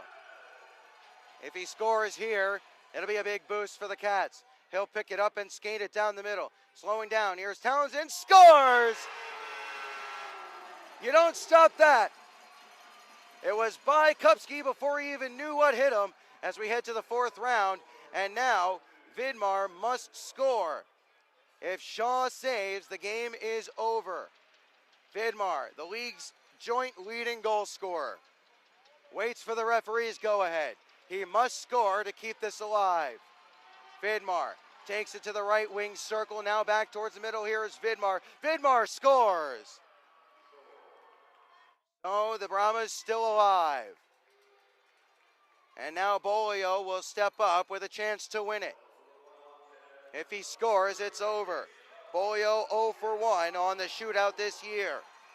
He's been the man with the plan tonight. Bolio down the middle. Here is Bolio. No goal. So we go to a 5th round. So now it'll go to Larson. Larson must score.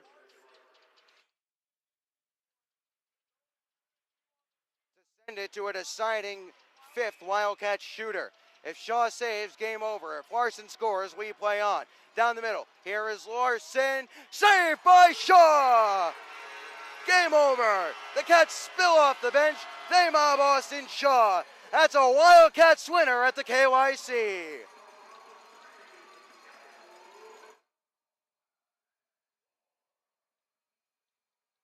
It wasn't the easiest at times.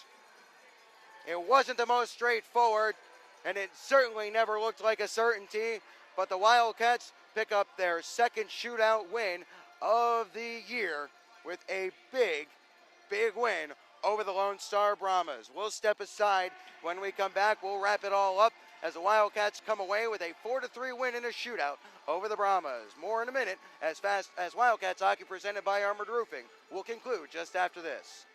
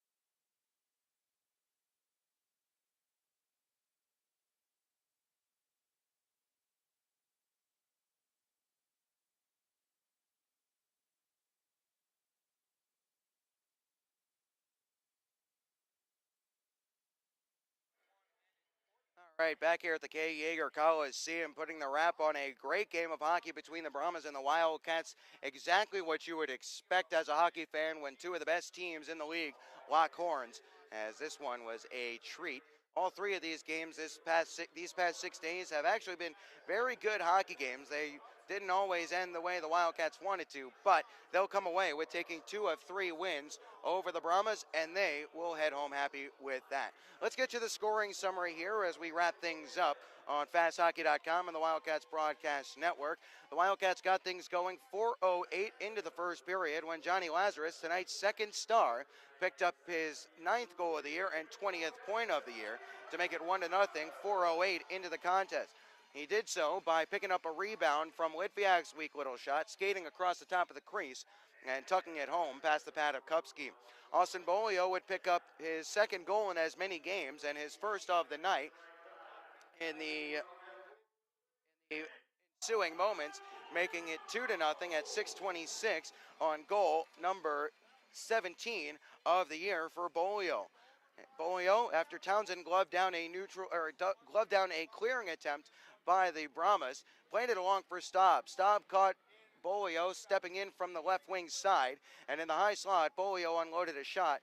Kupski got a big chunk of it, but it flipped over his pad and nestled into the back of the net to make it 2-0 Wildcats. The Brahmas, as expected, came back and tied things up, though. Alexei Solovyev got things going as he wristed one inside the post from the blue line. I think Shaw was screened on that one. Then, about 2 minutes later, 2 minutes and 5 seconds to be exact, the Brahmas would tie things up with a power play goal as Storm Walrad picked up his second career tally with the Brahmas as he tipped home a power play goal on Solovyev's point blank shot, beg your pardon.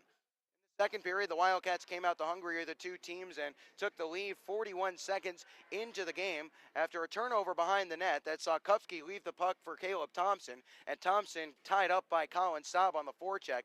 Apap skated onto the loose disc and fed it in front for Bolio, and Bolio was able to slam it home inside the arm of Kupski, as that was the second of the night for Austin and 18. That is where we stood, with the Cats holding a 3-2 lead through the remainder of the second and most of the third before, with just over 5.5 minutes remaining, A.J. Vanderbeck got his way onto the score sheet. Vanderbeck picked up his 14th goal of the year. Vanderbeck, a good player, committed to Colorado College, showed he's got some good ability tonight on both sides of the puck, but as he won the puck loose in the offensive zone, good, hard, tenacious forechecking work. Walked towards the middle and let a shot go. It was a shot in stride. It was a shot against the grain. I think it might have caught Shaw a little bit by surprise, and that tied things up 3-3. Both teams had a couple of good looks to regulation and in overtime. No more goals were forthcoming, so we headed to a shootout. After A.J. Vanderbeck and Alex Falconer were both stopped in the first round, Solovyev and Walrab were stopped in the next 2 rounds by Shaw, but Nick Farmer and Jake Townsend scored for the Wildcats. Sebastian Vidmar answered back to keep the Brahmas alive in round 4, and Bolio was turned aside to send things to the 5th round, but in the deciding shot, Shaw was able to make the save on Ludwig Larson to give the Wildcats the second. With the win tonight, will improve to 17, on the year. With the loss, Kupski will move down to 11, 4-2. Second overtime or shootout loss against the Wildcats. The Brahmas, with the loss, they fall to 27-10-4. They are now 6-8-3 on the road, and in the division, they are 25-8-4. The Wildcats, with the win, they are now 29-12-0. They are now 19-5-0 as the home team, officially 17-5-0 in the K. Yeager Coliseum.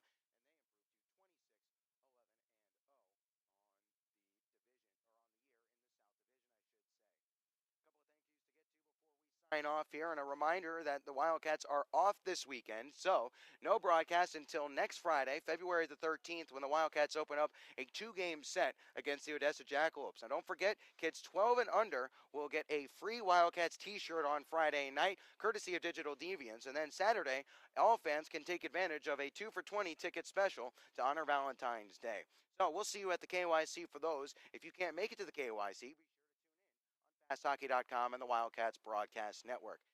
Until next time, I'm Ben Horner saying thanks so much for joining us on this edition of Wildcats Hockey presented by Armored Roofing. Have a good night, everybody. and take care.